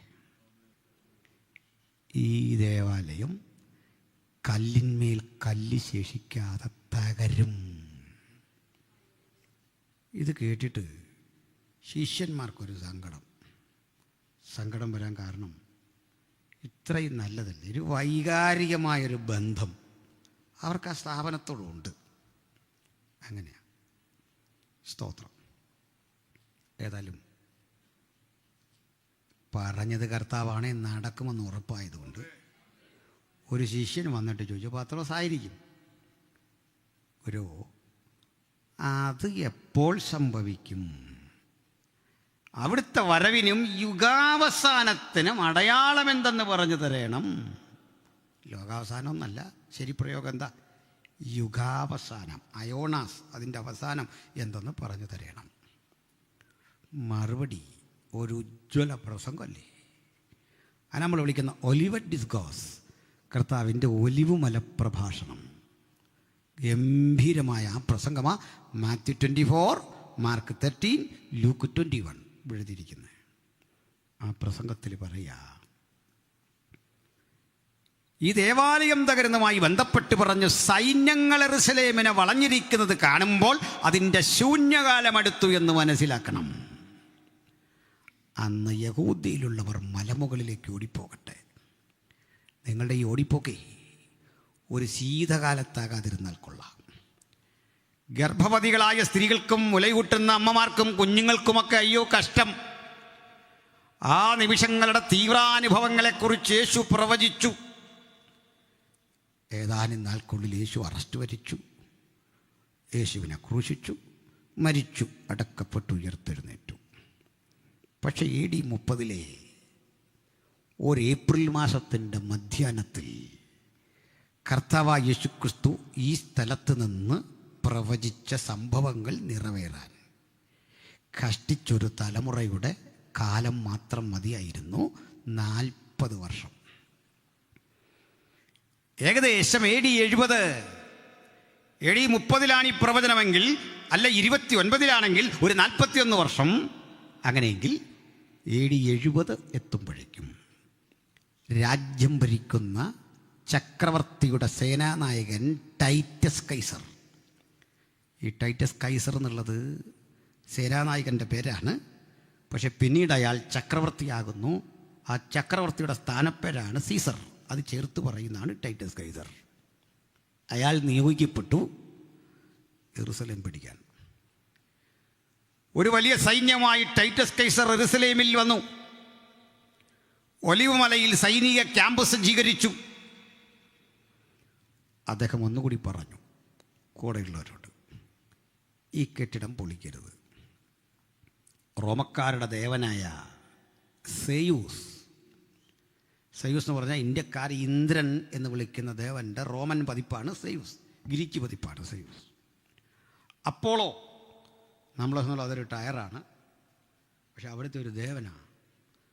ഈ ടയറൊക്കെ ഇട്ട് വണ്ടി ഓടിക്കുമ്പോൾ അവരെ മതവികാരം ഭരണപ്പെടാത്ത ഭയങ്കരമാണ് അല്ലേ? ഞാനിങ്ങനെ എത്ര ദൈവങ്ങൾ കാലഹരണപ്പെട്ടു അല്ലേ? സ്തോത്രം. ചുരുക്കി പറഞ്ഞാൽ അർത്തമീസും അഫ്രോഡിറ്റസും ഒക്കെ കാലഹരണപ്പെട്ടു അല്ലേ? അതാ ബൈബിൾ വ്യാപരിക്കുന്നതിനനുസരിച്ച് ഇതെല്ലാം പലതും കാലഹരണപ്പെടും. മ്യൂസിയത്തിൽ ചെന്നാലേ കാണാൻ പറ്റുള്ളൂ. എനിവേ, ഈ സ്ഥലത്ത് നിന്ന് ഇവരെയൊക്കെ പ്രതിഷ്ഠിക്കണം.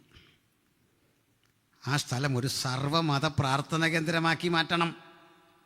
അതിനകത്തെ കാണിക്ക നമുക്ക് ശേഖരിക്കണം. ഇത്യാദി ആഗ്രഹങ്ങളോടെ ദേവാലയം പിടിച്ചെടുക്കാൻ ചെല്ലുമ്പോൾ ഇതിനകത്ത് ധാരാളം ആളുകളും പടനായകന്മാരും പുരോഹിതന്മാരും ഒക്കെ ഉണ്ട്. യുദ്ധം വേണ്ട, ഏറ്റുമുട്ടൽ വേണ്ട, മാന്യമായി കീഴടങ്ങാനുള്ള അവസരം. അതിന് സൈനികരെ ഇതിനു ചുറ്റും വിന്യസിച്ചു. അങ്ങനെ സൈന്യങ്ങൾ യെരുസലേമിനെ വളഞ്ഞു. ഒടുക്കം ഒരു 5-6 മാസമായപ്പോഴേക്ക് ചെറുത്ത് നിൽക്കാൻ പറ്റുന്നില്ല അകത്തുള്ളവർ. കാരണം ഭക്ഷണം തീർന്നു. ഭക്ഷണം തീർന്നിട്ടും ചിലർ പിടിച്ചു നിന്നു. പുറത്തേക്കിറങ്ങിയാൽ കീഴടങ്ങുന്നില്ലെങ്കിൽ വെട്ടിക്കൊല്ലും. വലിയ പ്രശ്നമാണ്. അകത്തിരുന്നവർ ചെറുക്കാൻ പരമാവധി നോക്കി. ക്ഷാമം ശക്തമായപ്പോൾ അവർ വളർത്തുമൃഗങ്ങളെ കൊന്നു തിന്നു. വളർത്തുമൃഗങ്ങൾക്കും ആഹാരമില്ലാതെ അതിൽ ചിലത് ചത്തുപോയതിൻ്റെ ചീഞ്ഞ മാംസം ഭക്ഷിച്ചു. ഒടുക്കം അവർ ഇട്ട് ധരിച്ചിരിക്കുന്ന ചെരുപ്പ് ഭക്ഷിക്കേണ്ടി വന്നു. ക്ഷാമത്തിൻ്റെ ആധിക്യം കണ്ട് നിലത്ത് വിടരുന്ന പുല്ല് വെറുക്കി തിന്നേണ്ട അവസ്ഥ വന്നു. സ്വന്തം വസ്ത്രം കടിച്ചു തിന്നേണ്ട അവസ്ഥ വന്നു. വിശപ്പിൻ്റെ ആധിക്യം അവരെ ഭ്രാന്തന്മാരാക്കി മാറ്റി. സ്വന്തം മക്കളെ മനുഷ്യൻ അത്തരം ഭ്രാന്തിൻ്റെ ആധിക്യം കൊണ്ട് ഭക്ഷിച്ചു എന്ന് പറയുമ്പോൾ എത്ര തീവ്രമാണ് കാര്യങ്ങളെന്ന് ഓർത്ത് നോക്കുക. കാരണം സമനില തെറ്റിപ്പോയിരിക്കുന്നു. ഈ തക്കം നോക്കി ടൈറ്റസിൻ്റെ സേന ഇരമ്പിക്കയറി. വാതിൽ കാത്തുകൊണ്ടിരുന്ന ഒരു യഹൂദർബി കയ്യിൽ കരുതി വച്ചിരുന്ന താക്കോൽ ഉയരത്തിലേക്ക് വലിച്ചെറിഞ്ഞിട്ട് പറഞ്ഞു, ഗബ്രിയേൽ, മിഖായേൽ, നിങ്ങളിത് കാത്തുകൊള്ളണം. ഞാൻ ദുർബലനായിരിക്കുന്നു. അയാളുടെ നെഞ്ചിലൂടെ കുതിരയെ കയറ്റി ചീറിപ്പായുന്ന സൈനികരകത്ത് കടന്ന് ആളുകളെ തലങ്ങും വിലങ്ങും വെട്ടി ചോരപ്പുഴയൊഴുക്കി ഒടുക്കം ദേവാലയത്തിനകത്തും കടന്നു. ആണ്ടിലൊരിക്കൽ മാത്രം പുരോഹിതൻ കിടക്കുന്ന അന്തർമന്ദിരത്തിനകത്തും ഇരുമ്പ് ബൂട്ട്സിട്ട് ചവിട്ടി നശിപ്പിച്ച് ദേവാലയത്തിൻ്റെ മഹത്വം മുഴുവൻ നശിപ്പിച്ച് തലങ്ങും വിലങ്ങും പടയാളികൾ സഞ്ചരിക്കുമ്പോൾ ഒരുവൻ ആകാംക്ഷ കൊണ്ട് അരണ്ട വെളിച്ചത്തിലെ കാഴ്ചകൾ മങ്ങിത്തുടങ്ങിയെന്നറിഞ്ഞ് ഒരു പന്തം ജ്വലിപ്പിച്ചതാ. ആ പന്തത്തിൽ നിന്നും തീപിടിച്ചു. തിരശീലയിൽ തീപിടിച്ചു. ദേവദാരു പലകകൾ കത്തി. ഇടിച്ചെടുത്ത തെളിവായ ഒലിവെണ്ണകൾ ശേഖരിച്ചു വച്ച ക്യാനുകളിലേക്ക് ഈ തീ പടർന്നു. എന്തിന്? നിമിഷങ്ങൾക്കുള്ളിൽ യെരൂശലേം കൈക്കൊമ്പിളിൽ വാരിയെടുക്കാവുന്ന ഒരു പിടി ചാരമായി തീർന്നു. ദൂരെ അതിൻ്റെ തുക പൊങ്ങുന്നതൊക്കെ കണ്ട് സാധുക്കളായ യഹൂദന്മാർ അലമുറ കൂട്ടി കരഞ്ഞു. യെരൂശലേമിലെങ്ങും വിലാപവും ദുഃഖവും വേദനയും മാത്രം. ഈ തെരുവീതിയിലൂടെ ആ 40 ആണ്ടുകൾക്കപ്പുറത്ത് കുരിശും തോളിലെന്തിക്കൊണ്ട് നസ്രായൻ കടന്നു പോകുമ്പോൾ ഒരു പ്രവചനം നടത്തിയിരുന്നു. കരയേണ്ടത് എന്നെ ചൊല്ലിയല്ല, നിങ്ങളെയും മക്കളെയും ചൊല്ലി കരയണം. പ്രിയപ്പെട്ടവരെ, അവൻ്റെ രക്തം നമുക്ക് വിടുതലായപ്പോൾ, അവൻ്റെ രക്തം നമുക്ക് രോഗശാന്തിയായപ്പോൾ, അവൻ്റെ രക്തം നമുക്ക് വീണ്ടെടുപ്പായപ്പോൾ, ആ രക്തം ശാപമായി, ആ രക്തം വേദനയായി, ന്യായവിധിയായി ഏറ്റുവാങ്ങാൻ ഒരുപറ്റം ജനം എങ്ങനെയൊക്കെയോ നിയോഗിക്കപ്പെട്ടെങ്കിൽ ഇന്ന് രാത്രി നമ്മൾ ഭാഗ്യവാന്മാരാണ്. കാരണം അവൻ്റെ പുത്രനായ യേശുവിൻ്റെ രക്തം സകല പാപവും പോക്കി നമ്മെ ശുദ്ധീകരിക്കുന്നു. അവൻ്റെ രക്തത്തിൽ നമുക്ക് അതിക്രമങ്ങളുടെ മോചനം എന്ന വീണ്ടെടുപ്പുണ്ട്. അന്ന് തകർന്നു ദേവാലയം. മാസങ്ങൾ കൊണ്ട് തീയണഞ്ഞപ്പോൾ ഈ ടൈറ്റസിൻ്റെ അരികിൽ ഒരാൾ വാർത്ത എത്തിച്ചു. സാർ പ്രഭു, കോടികൾ വിലമതിക്കുന്ന സ്വർണം കത്തി ഉരുകി ഇവിടൊക്കെ കിനിഞ്ഞിറങ്ങിക്കിടപ്പുണ്ട്, അവ ശേഖരിക്കണം. ആനകളെ കൊണ്ടുവന്നു. ഇരുമ്പ് കലപ്പകൾ കൊണ്ട് കല്ലുകൾ പിഴുതുമാറ്റി ഓരോന്നും എറിയുമ്പോൾ യേശു കർത്താവ് പറഞ്ഞ പ്രവചനത്തിൻ്റെ 2ാം ഭാഗവും നിറവേറി. നമുക്കത് പറഞ്ഞിന്നങ്ങ് പിരിയാം. കല്ലിന്മേൽ കല്ല് ശേഷിക്കാതെ ഈ ദേവാലയം തകരും. അപ്പം ആ ദേവാലയം ഇരുന്ന സ്ഥാനത്തൊന്നുമില്ല. വിലാപമതിലും ദേവാലയമായിട്ടൊരു ബന്ധമില്ല. വിലാപമതിലൊരു കോമ്പൗണ്ട് വാളാണ്, അത് പൊളിഞ്ഞിട്ടില്ല കേട്ടോ. കോമ്പൗണ്ട് വാൾ അവിടെ ഇരിക്കും, ദേവാലയമല്ല. ആ ദേവാലയം മുച്ചൂടും തകർന്നു. ദേവാലയം ഇരുന്ന സ്ഥാനത്ത് ഇന്ന് ഒമറിൻ്റെ പള്ളി എന്നൊരു സ്ഥാപനം. ഇതാര് പണിതാന്നറിയണ്ടേ? ഒരു മിനിറ്റ് കൂടി. AD 500, 600 എത്തുമ്പോൾ ക്രിസ്ത്യാനിറ്റി വളർന്ന് അതിൻ്റെ അപ്പോസ്തോലിക മുഖം നഷ്ടപ്പെടുത്തിയിട്ട് ഒരു പ്രത്യേക നിലയിലായി. അന്ന് ഈ ടൗണുകൾ കേന്ദ്രീകരിച്ചുള്ള സഭകൾക്ക് വലിയ ഡിമാൻഡായി. ടൗണിലിരിക്കുന്ന അധ്യക്ഷനെ ഒരു പേരിട്ട് വിളിച്ചു, മെട്രാപ്പൊലീസിലെ പാസ്റ്റർ. മെട്രാപ്പൊലീസ് എന്ന് പറഞ്ഞ നഗരം. അങ്ങനെ വന്ന ഈ മെത്രാപ്പൊലിത്ത എന്ന പേര്. അതിന് കീഴിലുള്ള സഭകൾക്കൊന്നും ഡിമാൻഡ് ഇല്ലാതായി. അങ്ങനെ വന്നപ്പോൾ വീണ്ടും ക്രിസ്ത്യാനിറ്റിക്ക് 5 കേന്ദ്രങ്ങളുണ്ടായി. പെൻഡാർക്കി എന്നാണ് പറയുക. 5 കേന്ദ്രം. ഇറ്റലിയിൽ, റോമിൽ അല്ലെങ്കിൽ കോൺസ്റ്റാന്റിനോപ്പിളിൽ, യെറുസലേമിൽ, അന്ത്യോക്യയിൽ, അലക്സാണ്ട്രിയയിൽ.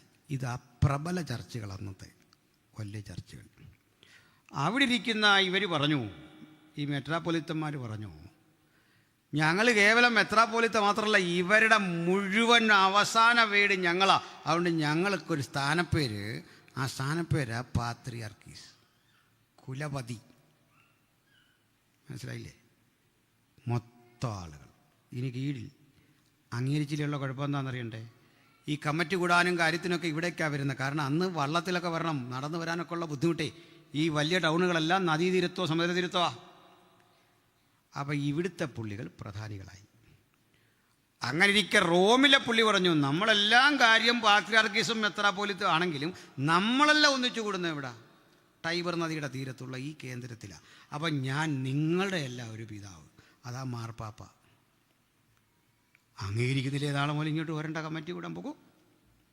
ഇങ്ങനെ ഈ സംഭവമല്ല ഇതിനകത്ത് വന്ന് ഇവർ തമ്മിൽ അങ്ങ് അടിയായി. അടിമൂത്തപ്പോൾ ഓരോരുത്തരും പറയാൻ കാരണമുണ്ട്. ടൈബർ നദിയുടെ തീരത്തുള്ള പോപ്പ് പറഞ്ഞു, സകല ആളുകളും വരുന്ന ഇവിടല്ലേ, ഞാനാ മെയിൻ. യെരുശലേമിലെ പുള്ളി പറഞ്ഞു, ഇവിടെ ക്രിസ്ത്യാനിറ്റി ഉണ്ടായ സ്ഥലം ഇവിടെ, ഞാനാണ് മെയിൻ. സിറിയയിലെ അന്ത്യോക്യയിലെ ആൾ പറഞ്ഞു, എന്താണെന്ന് അറിയണ്ടേ, ഇവിടെ ക്രിസ്ത്യാനി എന്നുള്ള പേരുണ്ടായത് ഇവിടുന്നാ, ഇതാ പ്രധാനം. അങ്ങകലെ നമ്മുടെ അലക്സാണ്ട്രിയക്കാരൻ പറഞ്ഞു, ഇവിടെ ബൈബിൾ ഉണ്ടായത് ഇവിടെ, ഇതില്ലേ കാര്യം നടക്കുമോ? സെപ്റ്റുവജൻറ്റും പരിഭാഷയെല്ലാം ഉണ്ടായ സ്ഥലം ഇതാ. താർക്കികന്മാരുടെ സ്ഥലം, അപ്പല്ലോസിനെ പോലെയുള്ള ചിന്തകന്മാരുടെ സ്ഥലമാണ്. നിങ്ങളെന്താ ഈ പറയുന്നത്? തമ്മിലടി രൂക്ഷമായപ്പോഴേക്ക് ഇസ്ലാം മതം വളർന്നു. ഇസ്ലാം വളർന്ന് ഖലീഫ ഉമറിൻ്റെ കാലം എത്തിയപ്പോൾ ഈ ജെറുസലേമിലെ പാത്രിയാർക്കീസ് ഖലീഫയെ ആളയച്ച് വരുത്തിയിട്ട് പറഞ്ഞു, ഞങ്ങൾ പോപ്പിൻ്റെ കയ്യിലൊന്നും പോകുന്നില്ല, ഞങ്ങൾ നിങ്ങളുമായിട്ടൊരു ടൈയപ്പിൽ പോവാം. പകരം ഇത്രയേ ഉള്ളൂ, ഇവിടെ വീഴുന്ന കാണിക്ക മുഴുവൻ ഞാനെടുക്കും, തീർത്ഥാടകർ എത്ര വന്നാലും അവസരം കൊടുക്കും. പിന്നെ പൊളിറ്റിക്കലി നിങ്ങളുടെ അണ്ടറിൽ പോകാനാണ് താല്പര്യം. ഖലീഫ ഇത് കേൾക്കാനിരുന്നു, സമ്മതിച്ചു. അങ്ങനെ ഈ ഉമർ അങ്ങോട്ട് കയറി. ഉമർ വരികയും ചോദിച്ചൊരു ചോദ്യം, യെരുശലേമിൽ ചെല്ലുകയും ചോദിച്ചു, ആട്ടെ എവിടെയാണ് ആ സുലൈമാൻ്റെ ദേവാലയം ഇരുന്നേ? വാ കാണിച്ചു തരാം. വിളിച്ചുകൊണ്ട് പോയി. ഇതാ സ്ഥലം. നോക്കുമ്പോൾ എന്താണെന്നറിയണ്ടേ, ജൂതനെ ആക്ഷേപിക്കാൻ വേണ്ടി അവിടുത്തെ ക്രൈസ്തവർ ചെയ്തുകൊണ്ടിരുന്ന പണി ഈ വേസ്റ്റ് കൊണ്ട് ഇവിടെ തട്ടും. നീ ഞങ്ങളുടെ കർത്താവിനെ കൊന്നതല്ലേ, നിനക്കിനിയും പള്ളിയും വേണ്ട, ഒന്നും വേണ്ട, ഞങ്ങളുടെ പള്ളി, ആ പള്ളി ഇതങ്ങോട്ട് തട്ടി. ഖലീഫ പറഞ്ഞു, അത് നമുക്കിങ്ങനെ തന്നേക്കാം, നിങ്ങളെടുത്തോ. ഖലീഫയും സഹപ്രവർത്തകരും ചേർന്ന് അവിടെ മുഴുവൻ കൈക്ക് വാരി വൃത്തിയാക്കി തീയിട്ടിട്ട് പരവതാനി വിരിച്ച് അവിടെ ഇരുന്ന് നമസ്കരിച്ചു. അങ്ങനെ പോയ സാധനം അത്. ഈ അടി നടക്കുന്നതിൻ്റെ കാര്യം പിടിയിട്ടാ. അലക്സ എന്ന് പറഞ്ഞാൽ എന്താണെന്നറിയണ്ടേ? മുഹമ്മദ് പണ്ടൊരിക്കൽ ഹലീമ എന്ന് പറയുന്ന വളർത്തമ്മയുടെ വീട്ടിൽ ചെന്നു. എല്ലാവരും ഉറങ്ങിയ സമയത്ത് മുഹമ്മദിനെ കാണുന്നില്ല. ഒടുക്കം മുഹമ്മദ് രാത്രി തന്നെ തിരിച്ചു വന്നു.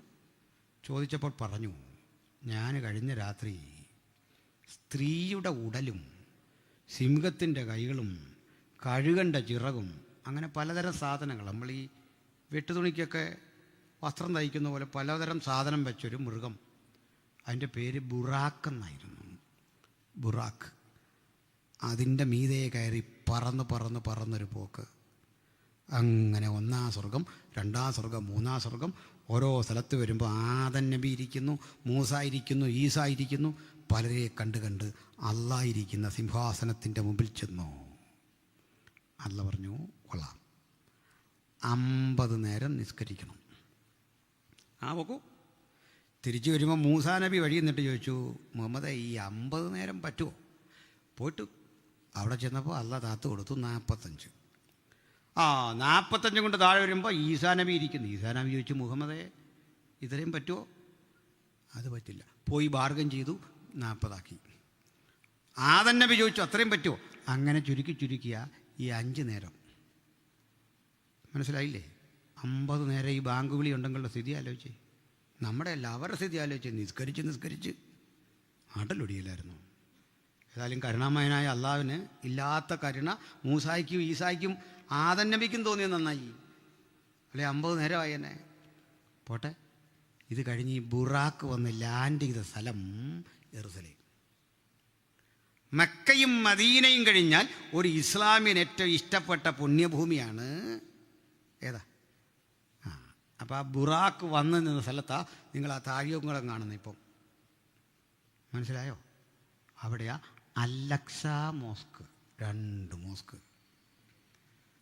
ഈ കയ്യിൽ നിന്ന് പോയത് എങ്ങനെയാണെന്ന് മനസ്സിലായോ? ഈ സ്റ്റാഫിനൊക്കെ.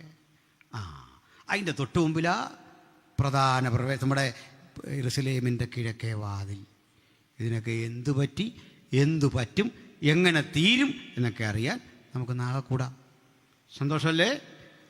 ഇന്ന് രാത്രി പിരിയുമ്പോൾ ഒരു കാര്യം ഉറപ്പിച്ചോണം, നമ്മളെ വീണ്ടെടുത്ത ക്രിസ്തുവിൻ്റെ രക്തത്തിൻ്റെ ശ്രേഷ്ഠത അതൊരു നാടിന് മുഴുവൻ ചിലർക്ക് ന്യായവിധിയായി മാറിയപ്പോൾ അവൻ്റെ രക്തം നമുക്ക് വിടുതലായി, അവൻ്റെ രക്തം നമുക്ക് വീണ്ടെടുപ്പായി. ആ രക്തത്തിൻ്റെ സാർവത്രിക ശക്തിയെക്കുറിച്ചുള്ള ഘോഷണത്തിൻ്റെ പേരാ സുവിശേഷം. ജീവിതത്തിൽ ഇവിടെ യേശുവിനെ ഉയർത്താൻ ഒരവസരം കിട്ടുന്നോ അതൊന്നും ഉപേക്ഷിക്കാൻ പാടില്ല.